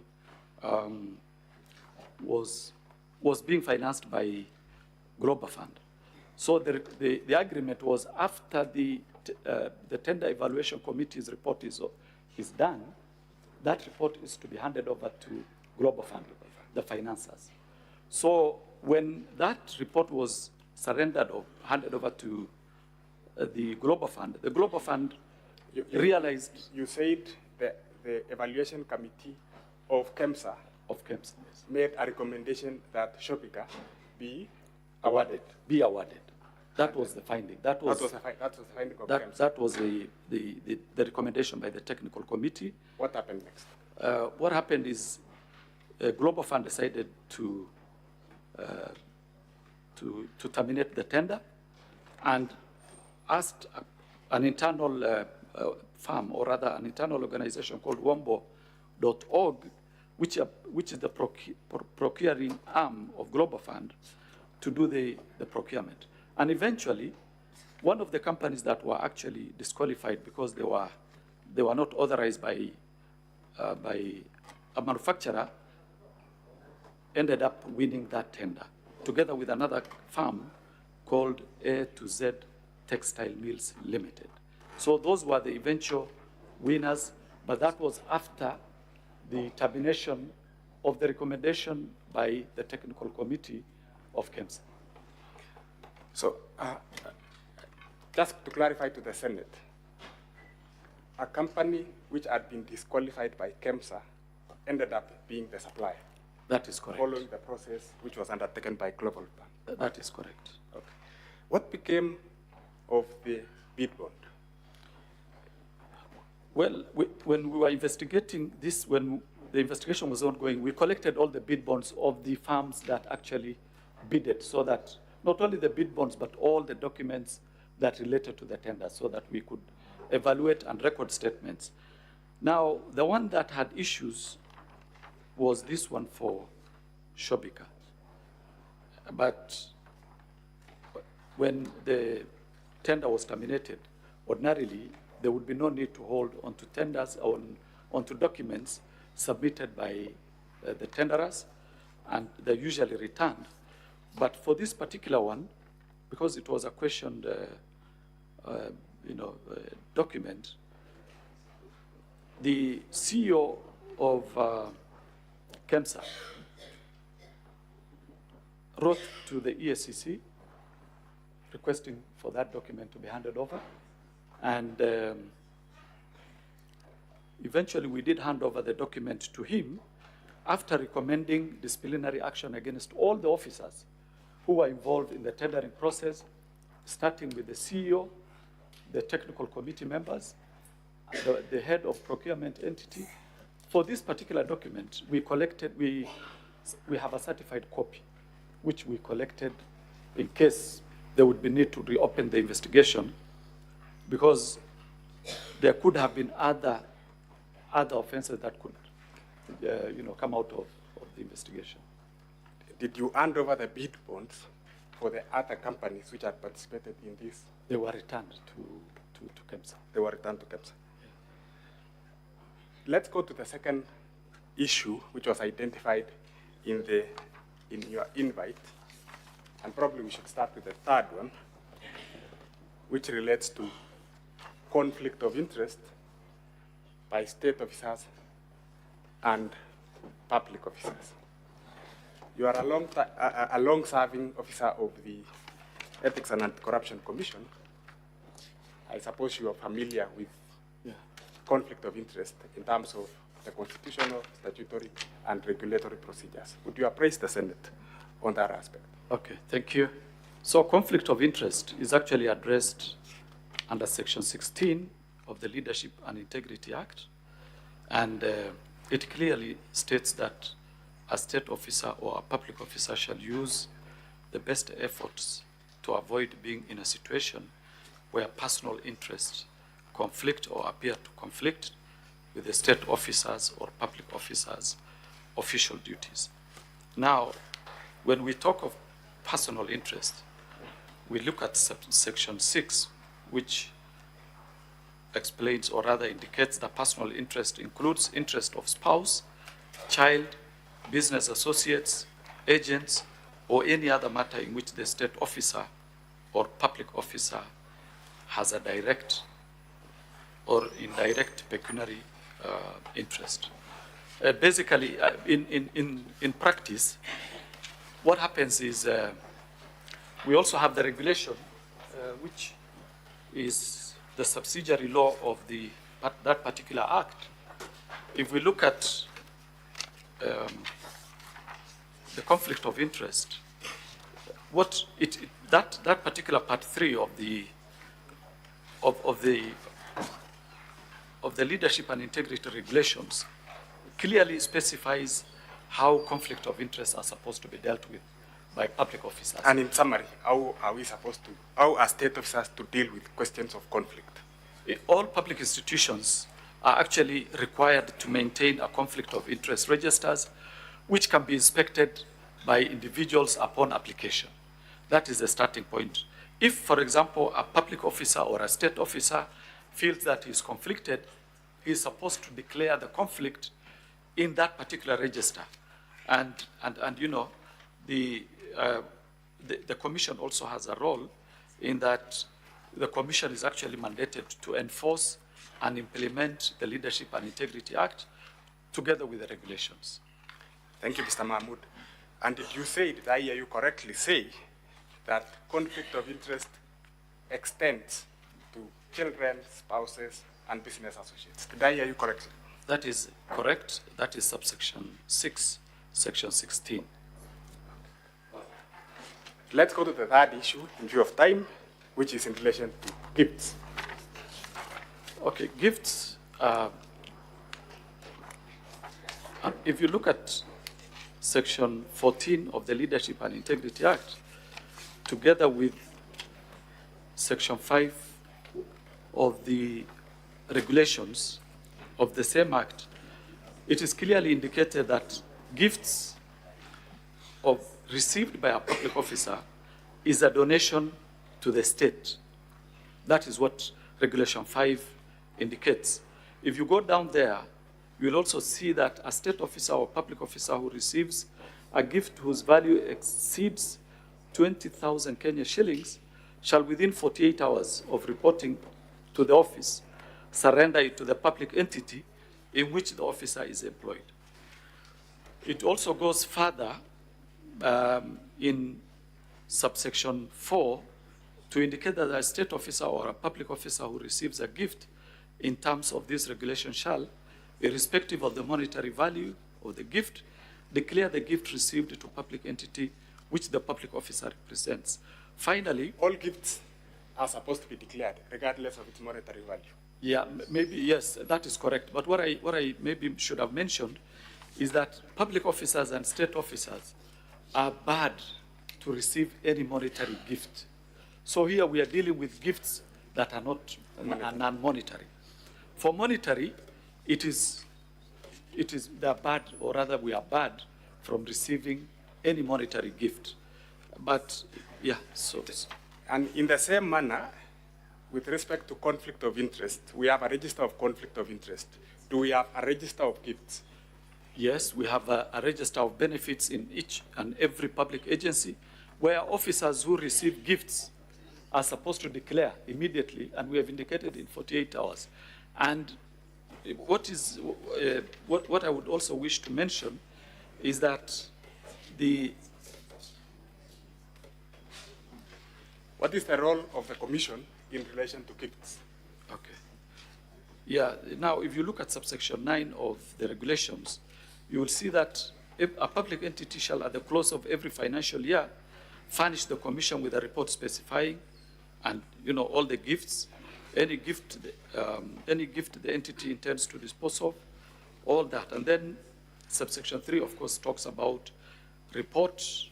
The report under paragraph 1 shall be submitted to the Commission within 30 days after the close of the financial year. So just so that we can close on that, every financial year, the Commission is supposed to receive the registers of gifts from all state entities. That is correct. For your record. Yeah. Have you received the register of gifts from the office of the Deputy President? Not to my knowledge. Not to your knowledge. That will be all, Mr. Speaker. Counsel for the Deputy President, you may now proceed to cross-examine the witness. Thank you very kindly, Mr. Speaker, sir. I'll be very brief with you. You did receive the summons this morning, yes? I received the summons yesterday afternoon. And you had to come and testify in respect to what aspect in the motion of impeachment? There were 3 items which I listed. Kindly grab your notice of impeachment, the motion. The motion. Yeah, the motion of impeachment at volume 1 of the National Assembly. If you insist. And as you do so, kindly again repeat or state the thematic areas you are supposed to testify in respect to. So let me start off by looking at the summons which I received yesterday. So the first one, the investigation of the Ethics and Anti-Corruption Commission of tender, the number is given there. Thank you. Now let's go to that particular tender. What is the grievance in the notice of motion respect to that tender? What is the mover of the motion aggrieved with? Which page? In respect to the tender you are testifying. Which page? What is the mover of the motion aggrieved with in respect to this tender of KEMSA? It's a simple question. You don't need to refer. But I need to refer to the document, isn't it?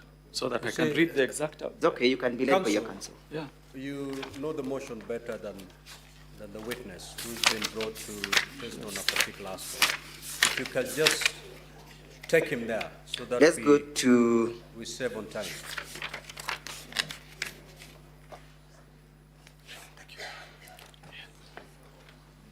Just tell me the page, I'll be able to... You page 24? Page 24. Yes. Page 24.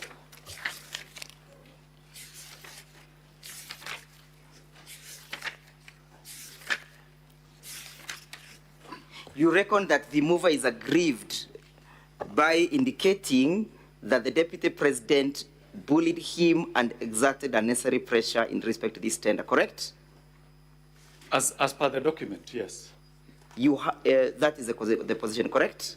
That is what is captured here, but that is not part of my evidence. That is not part of your evidence. Yeah. Does your evidence relate to the notice of motion, to the notice of impeachment before this assembly? It does, but is there a complaint in the notice of impeachment that relates to conflict of interest that you know of? And so what I would really request you, let us deal with my evidence. Yes, don't take me to the evidence. We are dealing with it. Is there a complaint that relates to conflict of interest in the notice of motion?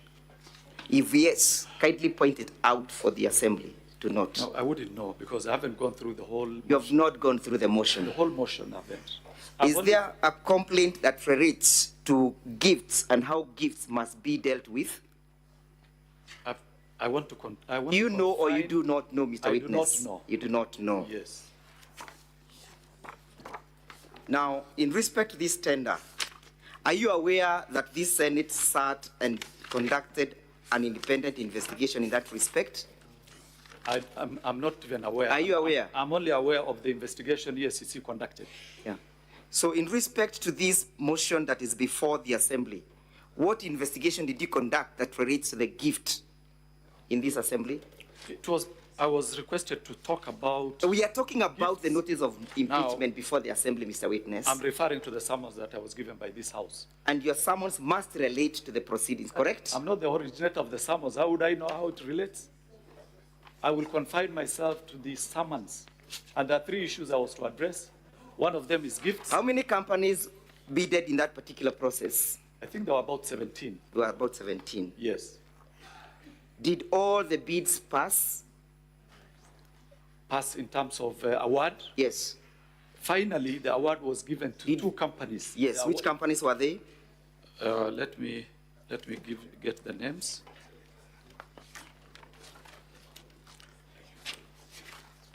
Yeah, the two companies that eventually won after the Global Fund conducted their own tender. Yes. One is called Tianjin Yerkol International Trading Company Mr. Limited. Witness, yes? The other one is A to Z. Do you know what led to the cancellation of the tender? I know. Yes, what led to the cancellation of the tender? It was direct favorism to Shobika. It was direct favorism to Shobika. And you know... Please get hold of the volume 3 of the documents by the Deputy President. Sorry? You get hold of volume 3. Council, you may assist me. Volume 3 of our bundle of documents. And as soon as you get it, you go to page 221.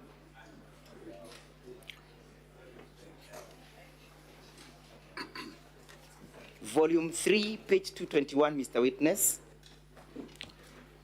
Just a minute. And as soon as you grab it, you go to paragraph 100. Which page? Page 221. 221. Paragraph 100. Volume 3. 221, just 1 minute.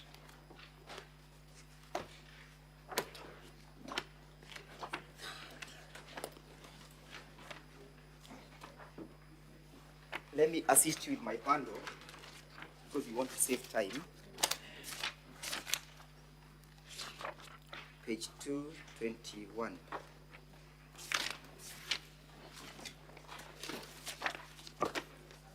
Which Look paragraph? At paragraph 100. Paragraph 100, yes. I'm there. Yes, paragraph 100. I'm there. Yes, can you read what the report indicates? In its report, dated 25th April 2023, Global Fund noted that KEMSA had failed to apply the evaluation criteria consistently to all bidders and that none of the bidders met the minimum requirements. So what is indicated that none of the bidders met the minimum? Requirement, yes. Let's go to page 221, 222. Now, 222. At paragraph 106. 222. And again, read it loudly. Notwithstanding KEMSA's reservations, in a letter dated 4th May 2023, the Acting Director of Procurement recommended termination of the process. The CEO approved, and on 5th May 2023, the termination was communicated. What was terminated? The process. The process of bidding, correct? Yes. Why was it terminated? Now, paragraph 100, Mr. Witness, no, paragraph Counsel, 100. Counsel, look. You know, I am cross-examining you. I will only deal with my evidence. I will not deal with the evidence of other institutions. The Senate is an independent institution. The ESCC that we know conducted its own investigation. Please ask me questions related to the investigation. Now, after making your statement, please read the reason why the termination was actuated at paragraph 100. If you want me just to read for the sake of it, but I'm not owning this evidence. I'm only owning the evidence by ESCC. I didn't ask you to own it. Yeah. Witness, the counsel is asking you to read a certain paragraph. Okay. Just read it. Guided. Yes? Which paragraph? I have asked you to read paragraph 106, correct? Yes. About the terminations, correct? Yes. And I've asked you to state for the assembly the reasons why the terminations is being recommended, correct? Yes. And I've told you that that answer, you'll find it at page 221, paragraph 100, correct? Correct. And that the bidding was terminated because the bids failed to meet the minimal requirements, correct? Correct. And therefore, the cancellation was not as the result of your alleged favorism, correct? That is not my evidence. My evidence is yes, I know. There was clear favorism. Clear favorism. Yeah. Look at paragraph 226. Sorry, page 226. 226. I'm there. Yes. Look at paragraph 136. I'm there. Yeah. Read paragraph 136. In late April 2023, He learned from the Global Fund. Where is this learning from Global Funds? Oh, you just took me there straight. Yeah, look at paragraph 225 so that we can get to know who is learning. 235 or 225? Yeah, 225. 225. That is the evidence by one Dr. Andrew Mulwa, acting CEO KEMSA, correct? Now, 225, 125, if you... 225. Up here. Which paragraph? Up here. Yeah, submissions by Dr. Andrew Mulwa, acting Yes. CEO. So what is he saying now at paragraph 136? 136, in April 2023, he learned from Global Fund pre-award review report that the long-lasting insecticide nets tender was to be cancelled on account of inconsistencies in the bid evaluation. Yes? Yes. So why was it cancelled?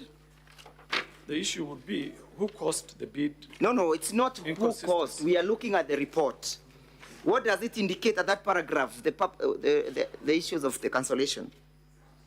Paragraph 136? Yes. On account of inconsistencies. It speaks to the fact that the bid or the tender was cancelled, correct? It does, yes. And it speaks to the reason that it was cancelled on the basis or on the reason of inconsistency, correct? Correct. And therefore your testimony that it was a result of favorism does not sit well with the evidence contained at paragraph 136 of the bundle, correct? This, my evidence... No, I just want you to limit yourself to that paragraph vis-a-vis what you stated. That the reason for the cancellation was the inconsistency, Mr. Witness, yes? Inconsistencies, yes, but... Thank you, let's go on. How is the inconsistency? Let us go to that one. You shall explain in another forum, not here. Yeah. Continue. Let's go to paragraph 230, page 230. Page 230? Yes? Which paragraph? 230. Which paragraph? Paragraph G. G, yes. Yes? Yeah. Can you read it out? At the evaluation stage, the audit team established that only 2 bidders passed the preliminary evaluation and proceeded to the technical evaluation, that is bidder number 3, Tianjin and Coal International. Which two companies passed? As per this one, Tianjin Coal. Yes. International. Yes. Bidder number 7. Yes. Premier Movers Limited, contrary to evaluation committee. Is Shobika part of those bidders? No, it's not. It's not. Yeah.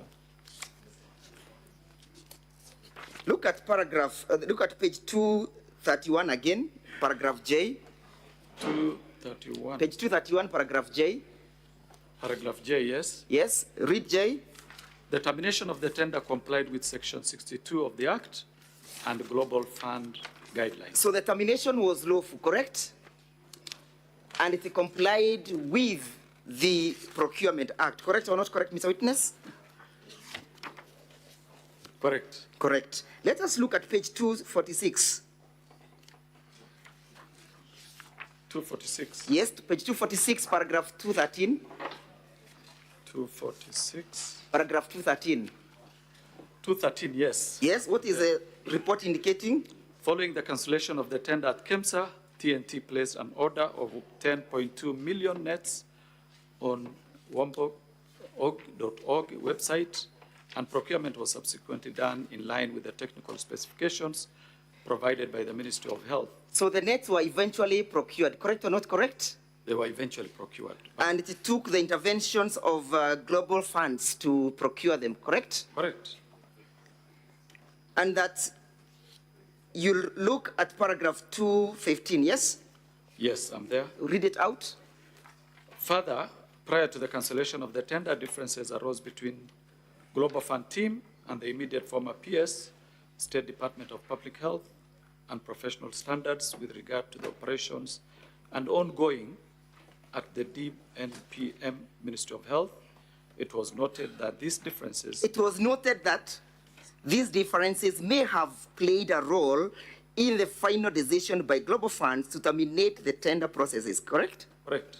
Did that have anything to do with the Deputy President? According to the statement you've just read?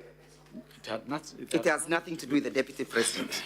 Let us now finally answer your issues at page 271. 271. Page. Yes, and read loudly paragraph 24 and 25. 271. Paragraph 24 and 25. The committee, that is 24, the committee observed that following the termination of the tender while there was no apparent loss of public funds. Just read it loudly. The committee observed that following the termination of the tender, while there was no apparent loss of public funds, there was no apparent loss of? KEMSA lost USD 455,589.4, approximately 70 million in procurement fees. The report from the Senate indicates there was no loss of public funds, correct? Let me read this paragraph again so that we are yes, together. Proceed. The committee observed that following the termination of the tender, while there was no apparent loss of public funds, just put a full stop there. Pause. What has the committee observed? You don't want me to finish the sentence? Yes, I'll lead you to that other part. Okay. What has the committee observed? No public funds lost. No public funds lost. In your investigations, separate investigations that you conducted, did you arrive at the same conclusion? Did you or did you not? There was no public funds lost. There was no public funds lost. Terminated. Thank you. Yeah. So let us look at paragraph 25. 25, yes. Yes, read it out. The committee observed that the cancellation of the tender appeared to have been influenced by Global Fund's apparent effort to exert significant control over the procurement process from the beginning to the end. Thank you. What occasioned the cancellation? The cancellation of the tender appeared to have been influenced by the Global Fund's apparent effort to exert significant control over the procurement process. Is there any evidence indicating that the deputy president was involved in that process? No. Was his companies involved? No. Was his family involved? No. Any evidence that you have before this assembly to that respect? The evidence I have. No. Any evidence that any of them were involved? On this report? Or my evidence? This report. On this report, no, but my evidence is. Let us go to the next paragraph, yeah? This concluded that Global Funds teams based in Geneva, Switzerland, making multiple trips to Nairobi, Kenya, at least 3 times during the relevant period, raising concerns about the autonomy and the ability of the local government. Just read it out. That is paragraph 25? Yes, the same paragraph. Okay. The committee observed that cancellation of the tender appeared to have been influenced by Global Fund's apparent effort to exert significant control over the procurement process from the beginning to the end. This included Global Fund team based in Geneva, Switzerland, making multiple trips to Nairobi, Kenya, at least 3 times during the relevant period, raising concerns about the autonomy and the ability of the local government agencies. The autonomy of the organization, correct? Let us look at paragraph 222 again. Sorry, page 222. Page 222, Mr. Witness. 222. And while you get there, you look at paragraph 105, 107. Page 222. Paragraph? 107. Would you kindly read it out? 107. It is further her testimony that, I don't know whose testimony this is. Yeah. That is a testimony of the submissions of Terry Ramathani, immediate CEO. Okay. Yes, you find that at page 219. Yeah, but now I'm interested in paragraph 105, 107. It was further her testimony that the authority had struggled to maintain its autonomy. The authority has struggled to maintain its autonomy, yes? Owing to the undue influence. Owing to undue interference. Interference by the Cabinet Secretary. From the Cabinet Secretary for Health, yes, post. Who was the Cabinet Secretary for Health at the time in issue? Oh, we can check that one. Yeah, who was? This regime has only had two cabinet secretaries. Let me just confirm from my records here. Because she did a letter to us, so. Council Jiro. The name is just hold on, witness. This is Wafula. Hold on, Mr. Abdi. Yes, sir. Council Jiro. Yes, Mr. Speaker. I thought when you're cross-examining a witness, you cross-examine on the evidence they've given. You totally abandoned his evidence. Those are not the rule of cross-examination, Mr. Speaker, sir. I respectfully beg to differ. The reason why the witness has difficulties. He doesn't have difficulties in the speaker. No, he has. No, I am asking him to read Okay, I will be guided. Proceed, if that's your line of argument, proceed. Thank you for giving the latitude. Who was the cabinet secretary at the time the bid was being cancelled? She's Nakumicha S. Nakumicha. Wafula. Has the Senate found that what occasioned all these cancellations of these tenders was the loss of the autonomy of KEMSA? I would want to confine myself to my evidence. I know, at this time I you wouldn't wish want to talk about the evidence. Okay, then read that paragraph. Just read for me. Which paragraph? Paragraph 107. And I want to finish up with you. Okay. Paragraph 107, it was further her testimony that the authority had struggled to maintain its autonomy owing to the undue interference from the Cabinet Secretary for Health. For instance, she stated that on 22nd March 2023, she received a note from the CS asking her to assist a certain Mr. Ken Ogola. She received a note from the CS asking the CEO to assist one Ken Ogola, correct? As per this statement, yes. Have you seen any company associated with the Deputy President being accused of these interferences? No. Let's go to your bundle as I finish up, volume 8A. Any evidence from volume 8A that you've brought that links? Yes. That links the Deputy President's company to the cancellation of the tender? Yes. Look at your paragraph, look at your letter dated 23rd September. Your letter dated 23rd September, and look at the recommendations. Yes. What are you recommending? We are recommending for admin action against the KEMSA officials and the Ministry of Health officials. There is a pending issue. It's okay. I want you to limit yourself to what I am asking in that respect. Yes. You are recommending administrative action to KEMSA officials. Yes. Correct? Correct. But the file is in that particular paragraph, any recommendation for the prosecution of the company in issue? In that particular paragraph? The file is still open. It's okay. As per these recommendations, you brought the documents here. We are dealing with what you have brought, not what you have in the office. Yes. Any recommendation in respect of that company? No. Thank you. Let us go to a letter dated 21st August, correct? Of my bundles? Of your bundles. By who? The EACC bundles, the one that you're just looking at. Okay. Don't leave volume 8A. You can see the letter dated 21st August, correct? Just a minute, I get the letter. 21st August, yes. Can you see the recommendation at page 7? Yes. What are you recommending? We are recommending for the investigation established that the Chief Executive Officer at KEMSA, Terry Ramadhani, failed to ensure compliance with the procurement processes and the law, contrary to Section 44 of the PPDA Act. That Ramadhani was in breach of the law, correct? Correct. A person who is in breach of the law, what happens to him or her? There are many ways of dealing with that. We can charge. The law sanctions that act, correct? Exactly. Do you know what sanction was given to Terry? I wouldn't know, but Do you know that she is now currently the ambassador to New Delhi? That was not our expectation. We I know. Administrative action taken against the lady.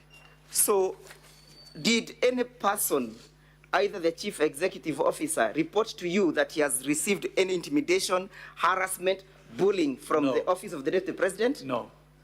Yeah? No. Did you receive any complaint? Not to EACC. Did you receive any complaint? No. Thank you. Now, Mr. Witness, finally, where do you place your evidence in these proceedings?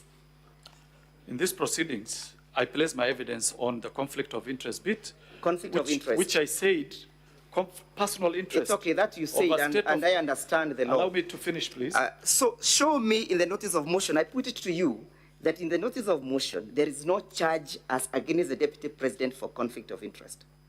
Does that surprise you, that there is no such a charge? It doesn't. Thank you. No further questions. Counsel for the National Assembly, you may re-examine the witness. Now, Mr. Witness, only one more question. Between your statement that you have made and the Senate's report, which one do you want us to rely on?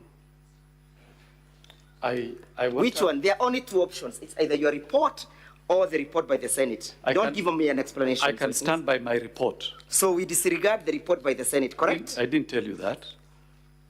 I didn't So say that. we disregard the report by the Senate. Is that the contempt that you have for this House? I can only stand by my evidence, which I can prove in any forum. Has that report by the Senate indicated any investigations on the ground of favorism, conflict of interest, and gifts? No, I haven't gone through the report, so I wouldn't want to Council, comment. Thank you. Are you done? Yes, Mr. Speaker, sir, but you're addressing me. Are you done? Yes, I am done. Take your seat. I'm most obliged.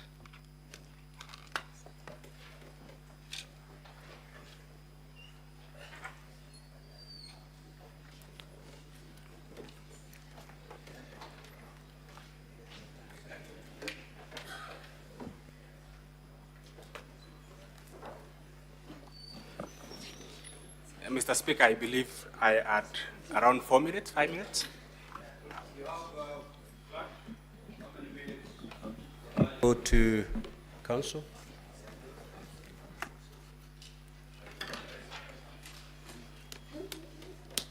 Now, I'm afraid, Council, your time is up. However, you have 2 hours to cross-examine the Deputy President. That's where you can borrow from. Mr. Speaker, I wish to borrow 10 minutes in respect of this witness. Laura, proceed.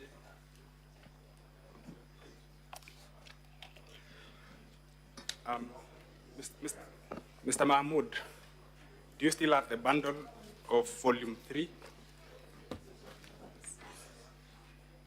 Yes. Do you still have volume 3 from the, it's a bigger volume than that. Yeah? It's a bigger volume. Oh.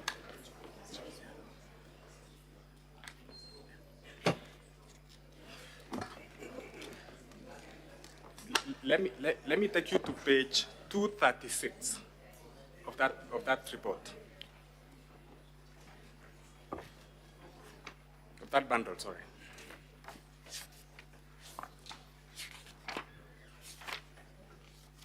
$236. 236. Yes, I'm there. You're there? Yes. Go to paragraph 188 and inform the Senate. I'm there. What the Senate stated in that report, in that paragraph. So 188, at the financial evaluation, the evaluation committee, the following bidders, the evaluation committee, I think there's a word missing, the following bidders for award. Item 001, that is mosquito nets treated, rectangular polythene. Number 1 is Shobika Impex Private Limited. Piece. So bidder number 2, Shobika Impex Private Limited, was recommended for award at a price of USD 9 million. Correct. So there was indeed a recommendation by the evaluation committee for an award to Shobika Impex. Correct. And it is contained in the report of the Senate. Correct. Confirm also that what you've been taken through by my learned friend are the various testimonies of the witnesses who appeared before the Senate. And those testimonies ran from page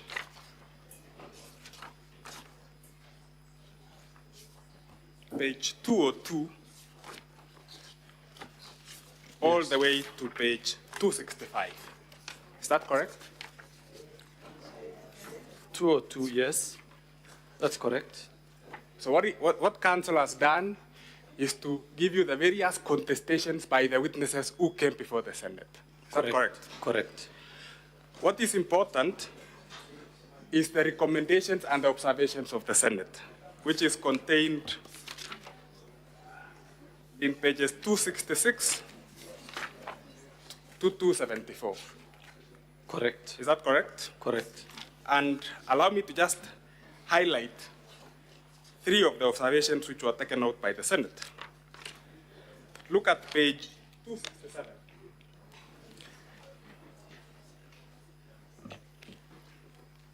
267. Page 267, under the rubric. Yes. Which in paragraph? regards to the tender specifications. Which paragraph? Page 267, title B. Title B, in regard to the tender specifications. The Senate picked out the tender specifications as an issue, which emerged, correct? Correct.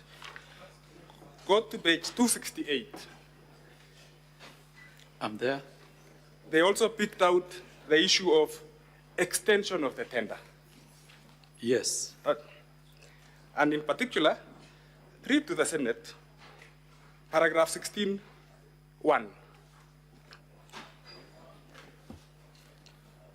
Paragraph 16(1). The sequence of events leading to the extension appeared solicited and mischievous as evidenced by the following. The Senate is saying that the extension appeared solicited and mischievous, and they then go ahead to give reasons. Yes. 6 reasons, actually. Sure. Hyphenated. And then they also pick out under D, the manner in which KEMSA evaluated the tender. Is that correct? Correct. So this report of the Senate rhymes with your observations in all material respects. Is that not so? Correct. At paragraph E, the Senate then discusses the process which led to cancellation. It's titled cancellation of the tender. Is that correct? Correct. And they say that though there was no loss of funds, KEMSA lost 70 million shillings. Yes. In procurement fees. Yeah, paragraph 24. Yes. So in all material respects, this report rhymes with the report of the ESCC. That is correct. And there is no reason for you to disown it.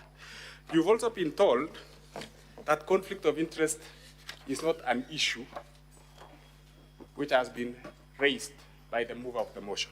Correct. To the best of your knowledge, does the Ethics and Anti-Corruption Act,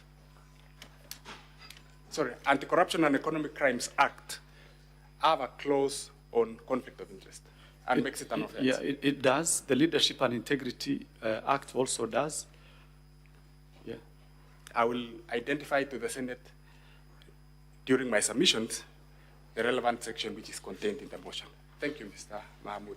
And we wish to close with this witness, Mr. Speaker, sir. Thank you. We will now move to allow honorable senators to ask questions or seek clarifications. Starting with the senator for Nairobi City County. Senator Eddy.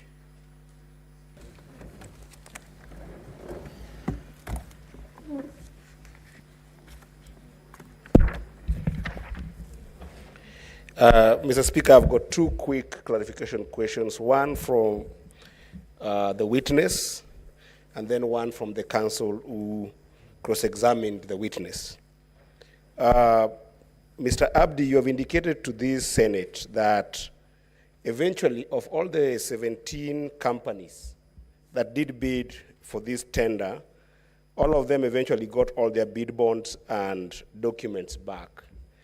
However, the witness that appeared before us, called Mr. Mulwa, indicated that on the 11th of July 2023, he received a phone call from the Deputy President to be able to come and collect the bid bond for Shobika, specifically from ESCC. I want to know, when did the other 16 companies get their bid bonds from ESCC? Did they get it at the same date that the former witness indicated that he waited for 5 hours from ESCC, or did they get them from ESCC at a variable date? Then lastly, Mr. Speaker, the counsel for the Deputy President has heavily relied on the Senate report. And if you look at page 218 all the way to page 230, it is submissions to Senate by different individuals. Council, do submissions itemized by individuals who appeared before Senate in your best understanding amount to Senate's finding and resolutions in your best understanding? And what do you make of page 275 of Senate recommendations and not findings? Because you did indicate to this House that those were Senate findings. Are they findings or are they submissions of individuals to the Senate of Kenya? Thank you, Mr. Speaker. Senator Mungatana.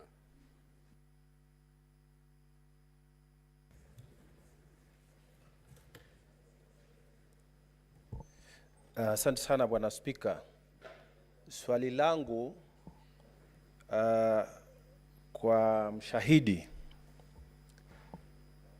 Umeelezea bunge la Senate ya kwamba wafanyikazi wa serikali hawakubaliwi kuchukua pesa kama zawadi. Lakini wafanyikazi wa serikali wanakubaliwa kuchukua zawadi aina ingine. Na tena ukasema katika EACC kuna orodha ambayo mnaorodhesha kila kitu ambacho kinachukuliwa na mfanyikazi yoyote wa serikali. Tunajua kwamba makamu wa rais amekuwa mbele ya Kenya nzima akasema amepata ng'ombe kutoka kwa marafiki zake wa bonde la Ufa kama zawadi. Mimi nataka kukuuliza na uelezee hii bunge yetu ya Senate. Je, uko na orodha ya yote ya hizo ng'ombe za maziwa ambazo zilipatikana, ambazo anasema aliziorodhesha? Hiyo ndio swali yangu kwako. Asante. Senator Jesang Alan.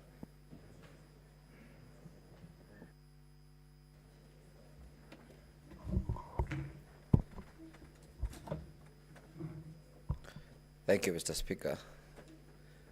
Mr. Speaker, I have 2 questions that I would like to ask the Council of His Excellency the Deputy President to tell the House why was it the Deputy President calling the CEO of KEMSA asking for a release of the bid bond and not the CEO of Crystal Company, yet he's not an employee or a director of the said company. Number 2, Mr. Speaker,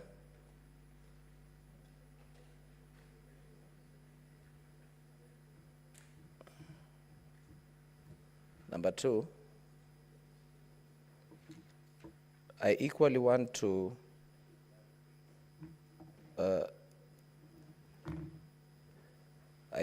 ask the Council of the Deputy President to enlighten me and prove to this House that on how the call by the Deputy President to the CEO of KEMSA pertaining a bid bond that was in process of a contract, not a conflict of interest.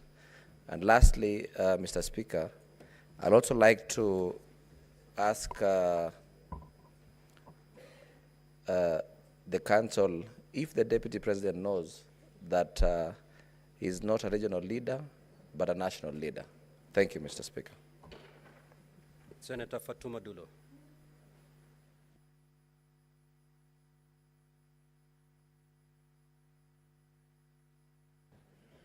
Thank you, Mr. Speaker. My question is to the DP's Council.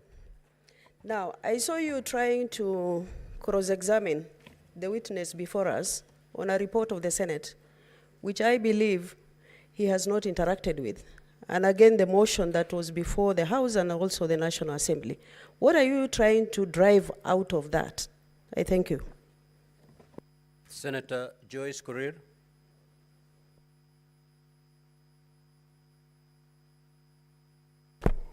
Yeah, thank you very much, Honorable Speaker. My question is, I wanted to know what informed the extension of time, the change of dates from the extension of time from during the procurement process. Thank you. Senator Karungo.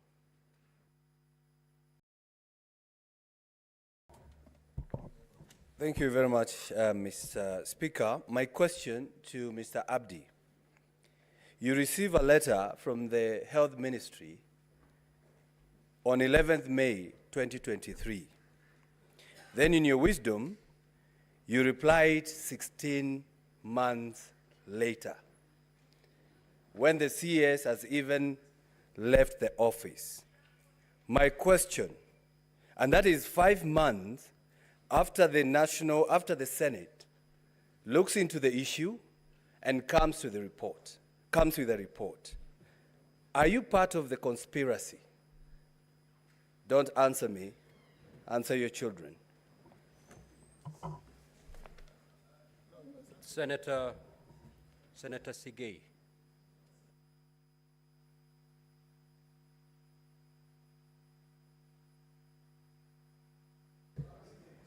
Honorable Speaker, the question I intended to ask has already been asked by my colleague, Senator Mogatana, so I do not need to waste the time.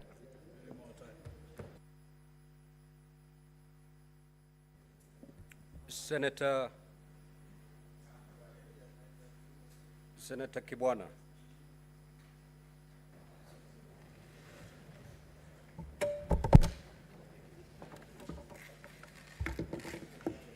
And honorable senators, you know, when you're given an opportunity to seek clarification or ask a question, it is not a moment to get a TikTok clip. Please, this is a very serious matter. Proceed. Let us not embarrass this House. Proceed, Senator Hamida. Thank you, Mr. Speaker. Mr. Speaker, to Mr. Abdi, I just wanted a clarification whether EACC, when EACC conducts their investigation, are they guided by other investigations? Because through the cross-examination, I think it was vis-a-vis the parliament investigation. So I think these are two different investigations. So I wanted that clarification, whether you are guided by Parliament, because the Parliament are not experts. That's why we always bring in or loop in EACC to assist us with the investigation. Number two, would you call it a bribe if a gift is not declared, you know, or gifts in a public office? Would you call it a bribe?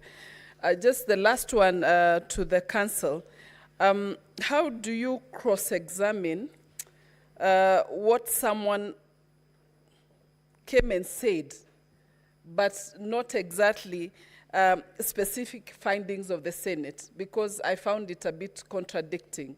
Because the resolutions of the Senate is based on committees' observation and recommendations, but not investigations. Thank you. Senator Kathuri.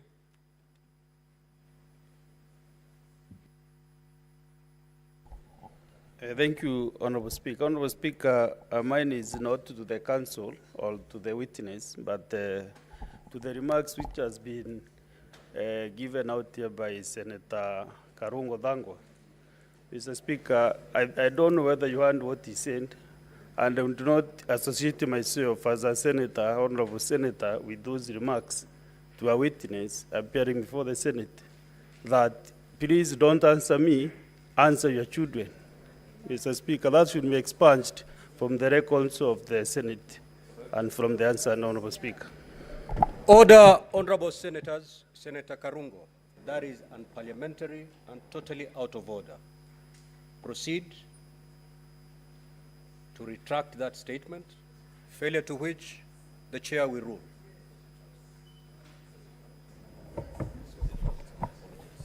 Mr. Speaker, as I withdraw, this session is viewed by everybody. At home, our children too, Mr. Senator Speaker. Karungo, I never give you an opportunity to make a speech. Retract or you allow me to make a ruling. Okay, Mr. Speaker, I retract Take your seat. I withdraw, and please answer me. Take your seat, Senator Karungo, please. Senator Keroche Tabitha.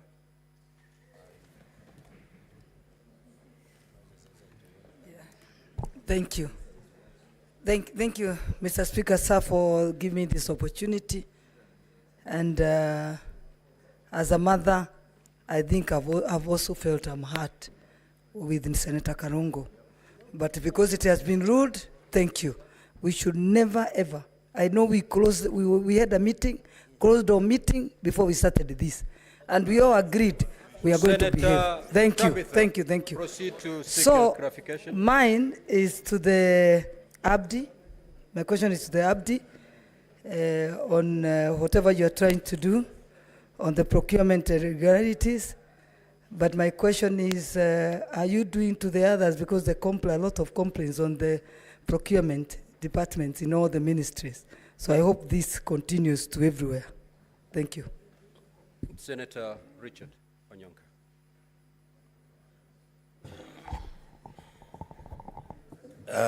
Thank you, Mr. Speaker. I wanted to ask Mr. Abdi this question. In your observation, maybe in just a paragraph, what do you interpret happened about this tender from its inception, in terms of the procurement, in terms of the management of the exercise and the conclusion, as an officer whose responsibility is actually to investigate if there was any breakage of the law, and if necessary, make recommendations to the DPP. What conclusion did you reach when you were analyzing this matter? Thank you, Mr. Speaker. Senator Karen Nyamu.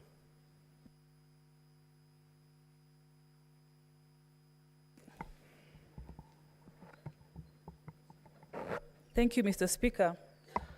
Dr. Mulwa, before this House, implicated the Deputy President in a scandal of the 3.7 billion KEMSAR deal. In your own investigation, can you corroborate what Dr. Mulwa has claimed before this House? Thank you.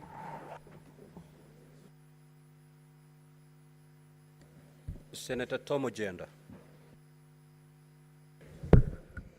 Thank you, Speaker. Speaker, my question is different. I want to ask the previous, the advocate who spoke or presented the Kenya Kwanza agreement, my learned friend, to clarify a few issues. Mr. Yes, Council, can you clarify from the agreement, the Kenya Kwanza agreement, whether there are any shares for the following counties? Please note this. This is important. Kisumu County, Siaya County, Migori County, Homa Bay County, Kitui County, Mombasa County, Vihiga County, Mandera County, Marsabit County, Trans Nzoia, West Pokot, Lamu, and Nairobi County.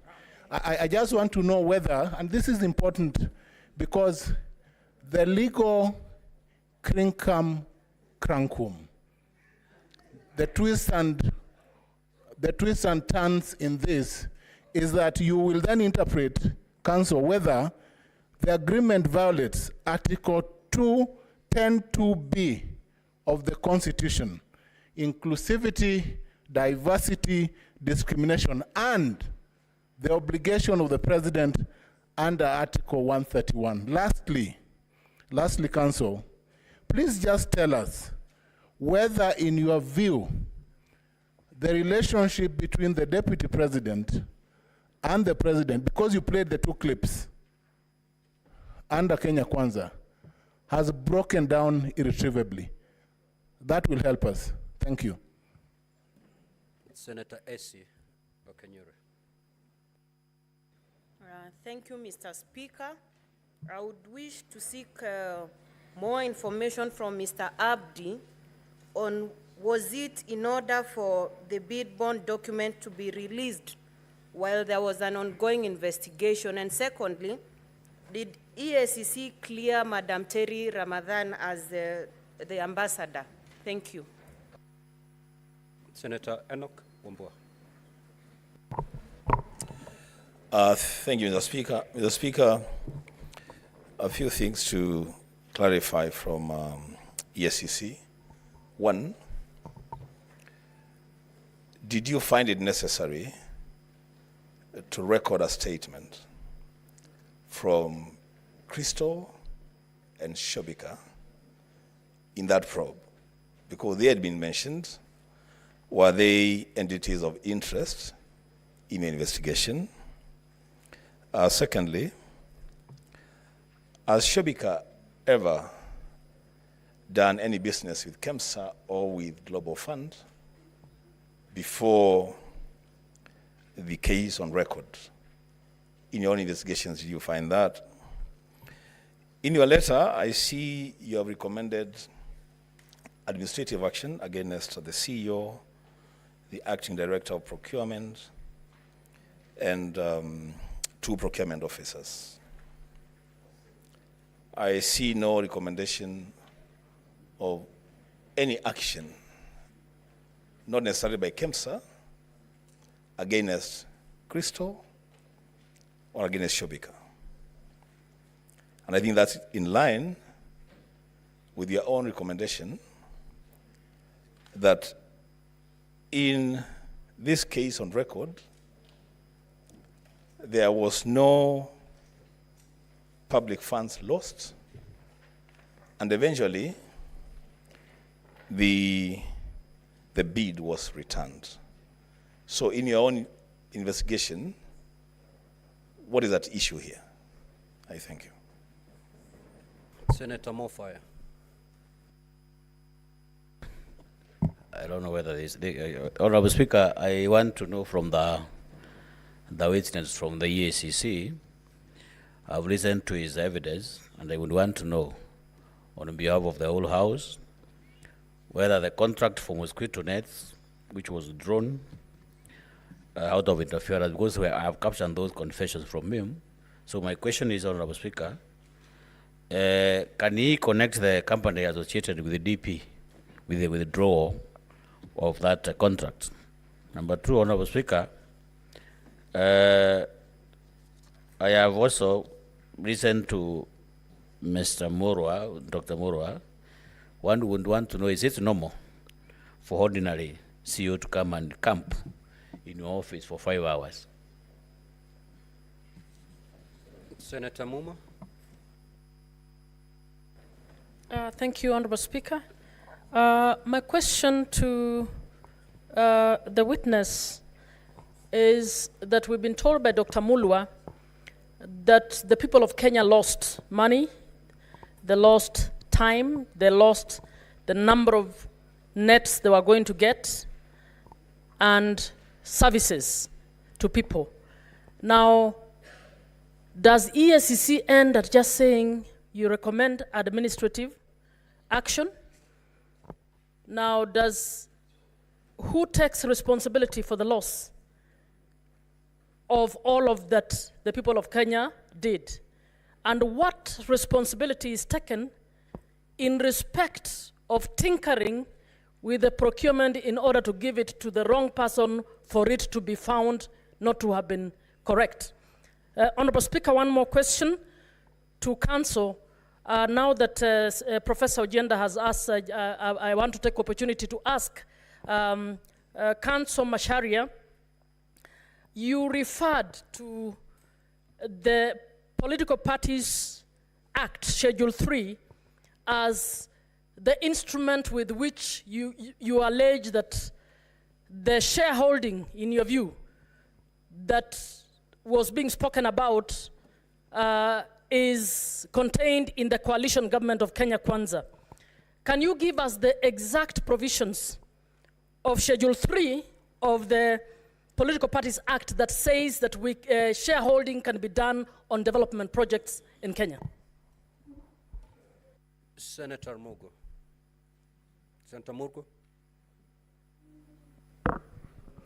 Thank you very much, Mr. Speaker. I have a question for the Excellency Deputy President's Counsel as to whether the Deputy President in his own conscience, realized that this shareholding narrative is really going negative, and what did he do about it? Or he just went all the way up to where things are now without he himself realizing that it is going the wrong way? Senator Jonyut. Thank you, Mr. Speaker. Very briefly, just want to ask the witness, Mr. Abdi. He has stated that as per their investigation, ESCC, that the closing date was moved for this tender, particular tender, was moved from the 23rd of February 2023 to 10th of March in order for the process to favor Shobika, or whose local agent was Christo. Can you clarify, Mr. Abdi, whether this extension of the tender period was due to the late delivery of bid bond, because you said that the tender was also attached to a bid bond that was late? Was the reason the late delivery of the bid bond, or the specifications of the long-lasting net from synergist peronale, something like that, but side to pyrethroid? Exactly what was the reason? Was it late delivery of bid bond or the specification? Number two, Mr. Abdi, you have indicated that the authority did not prefer any charges against the officers of KEMSA and the PS herself. Is that the right thing that EACC was supposed to do, or it should have preferred charges against these errant, in quotes, officers? And finally, why were the companies that were eventually given the tender or awarded the tender by Global FAD, why had they initially been disqualified by KEMSA? Thank you, Mr. Speaker. Senator Lelegwe. Thank you, Mr. Speaker, sir. I would like to seek clarifications from the Advocate of the National Assembly in reference to Ground 11, which pertains to gross misconduct bullying. You have alleged that that His Excellency the Deputy President exerted undue pressure on officials of Kenya Medical Supplies Agency in order to secure a tender for supply of mosquito nets to Crystal Limited, a company purportedly associated with him. Now, upon reviewing the documentation provided, I have noted that 17 companies submitted bids for this tender, yet it was ultimately not awarded to any of them. Given these findings, may I inquire from you whether it will be correct to assert that this particular ground lacks sufficient substantiation, considering that no award was made in respect to the tender in question? Thank you, Mr. Speaker. Senator Chimera.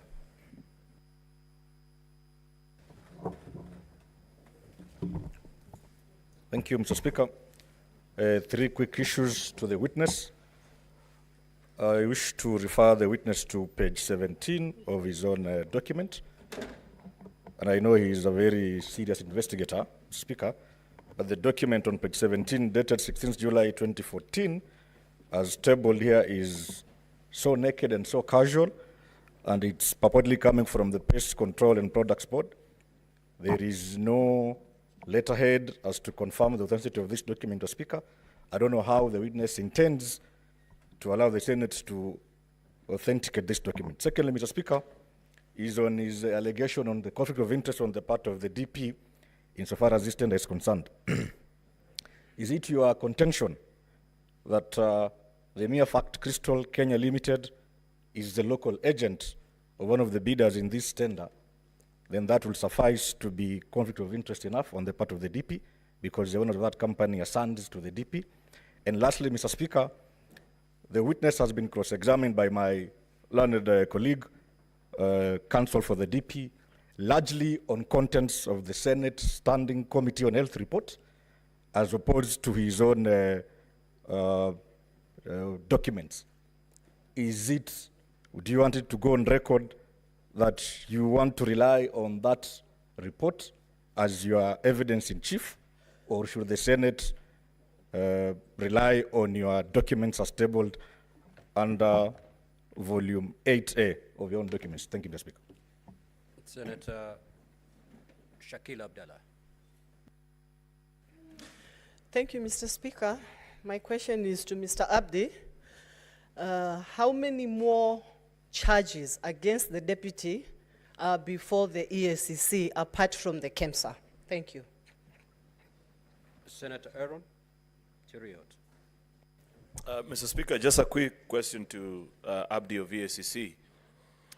This issue of the bid bond, Mr. Speaker, listening to the former acting CEO, there's something curious about it which I want Abdi to either confirm or help us understand. That there was something peculiar. You know, Mr. Speaker, when you hear about pagination, if you know anything about tenders, you know for a fact that if there's an issue on pagination, either it is not just an issue of forgetting to page or number the pages, Mr. Speaker, but that document may either have been added later on after the tendering process was concluded, or, Mr. Speaker, it was defective. What was the real issue, according to their investigation, with regards to the bid bond that was submitted by this specific company? Secondly, Mr. Speaker, what in his assessment will he say is a reading of the donor community when you have such important programs interfered with as such that the donor communities themselves end up cancelling such important programs? And what are they recommending? Finally, Mr. Speaker, is to Advocate Ndegwa Njiru. He asked the witness earlier which of the report would he, that this House believes, that of the Senate or of the EACC. I'd wish to pose the same question to him. I thank you. Senator Murango. Asante sana mstahiki Spika. Swali langu litaenda kwa Bwana Abdi. Kwa sababu anayehukumiwa hapa ni naibu wa rais, tungetaka kujua kwamba kwa sababu mlifanya uchunguzi, ni kesi ngapi ama kuna kesi yote ambayo EACC imepeleka mahakamani ili naibu wa rais aweze kuhukumiwa? Jambo la pili,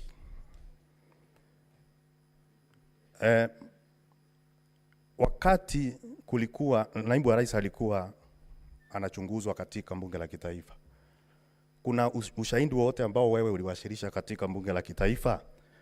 Na kama hukuwasilisha, kwa nini umeamua kuwasilisha tu nyumba la seneti na sio bunge la kitaifa? Na ya mwisho, katika zabuni ambayo ilikuwa ni ya viandarua vya mbu ambayo naibu wa rais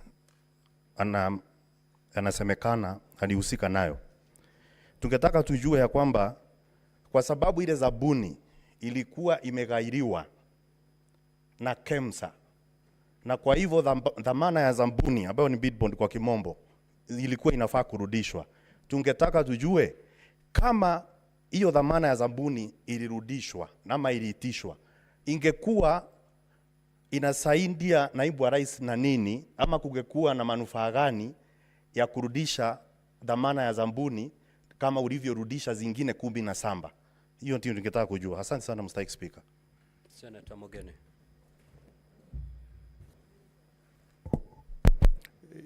Yes, Bwana Abdi, on this issue of irregular procurement of malaria nets with KEMSA, you know, you have given us documents that basically point to some recommendation for administrative action to be taken against a number of officers.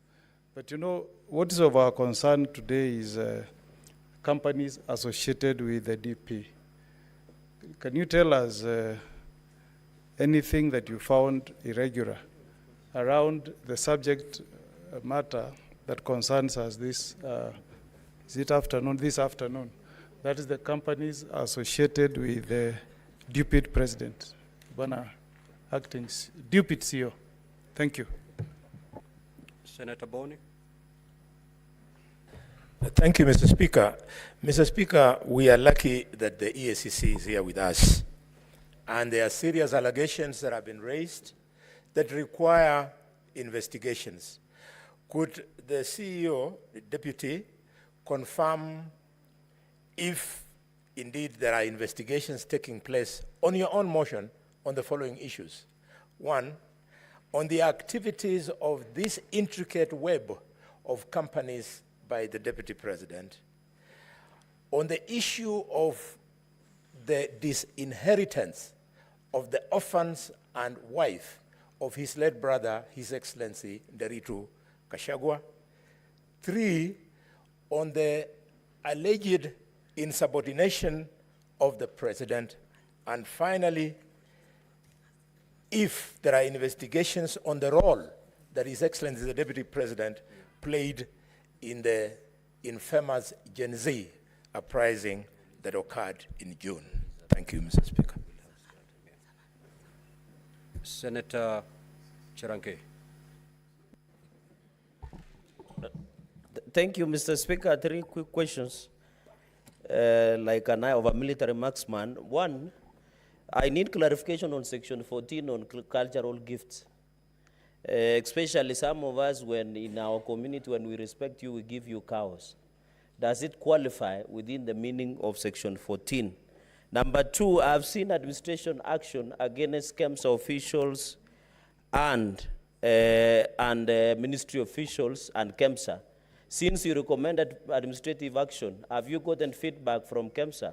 And number 2, did you recommend any action against companies? And finally, are there any active investigations by EACC against the person of Rigathi Gachagua or against the Deputy President of the Republic of Kenya? I thank you, Mr. Speaker. Senator Mutinda Tabitha.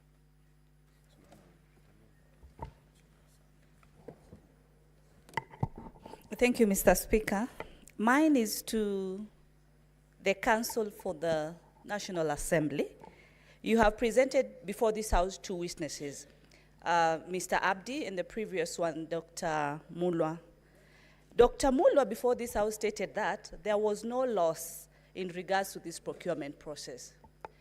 Mr. Abdi's report indicates very clearly that there was no loss of public funds. Would you tell this House, between your 2 witnesses, who is telling the truth, who is not telling us the truth?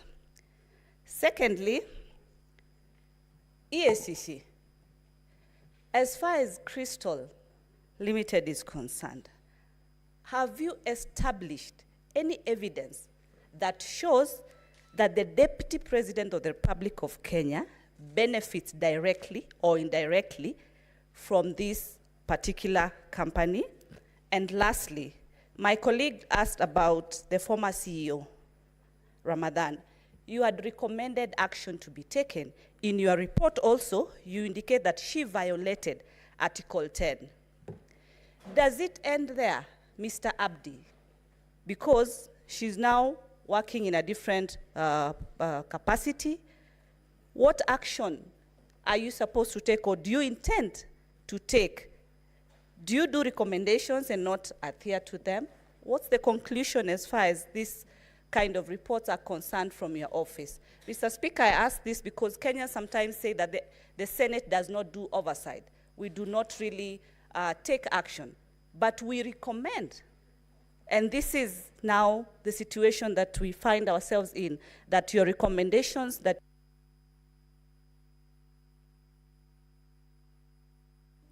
Senator Montet Batuli. Thank you, Mr. Speaker. I would wish to ask the CEO,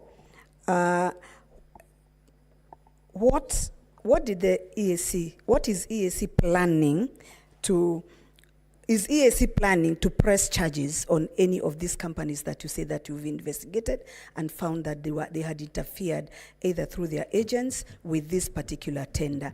And if not, are you planning to do it, and when are you planning to do it?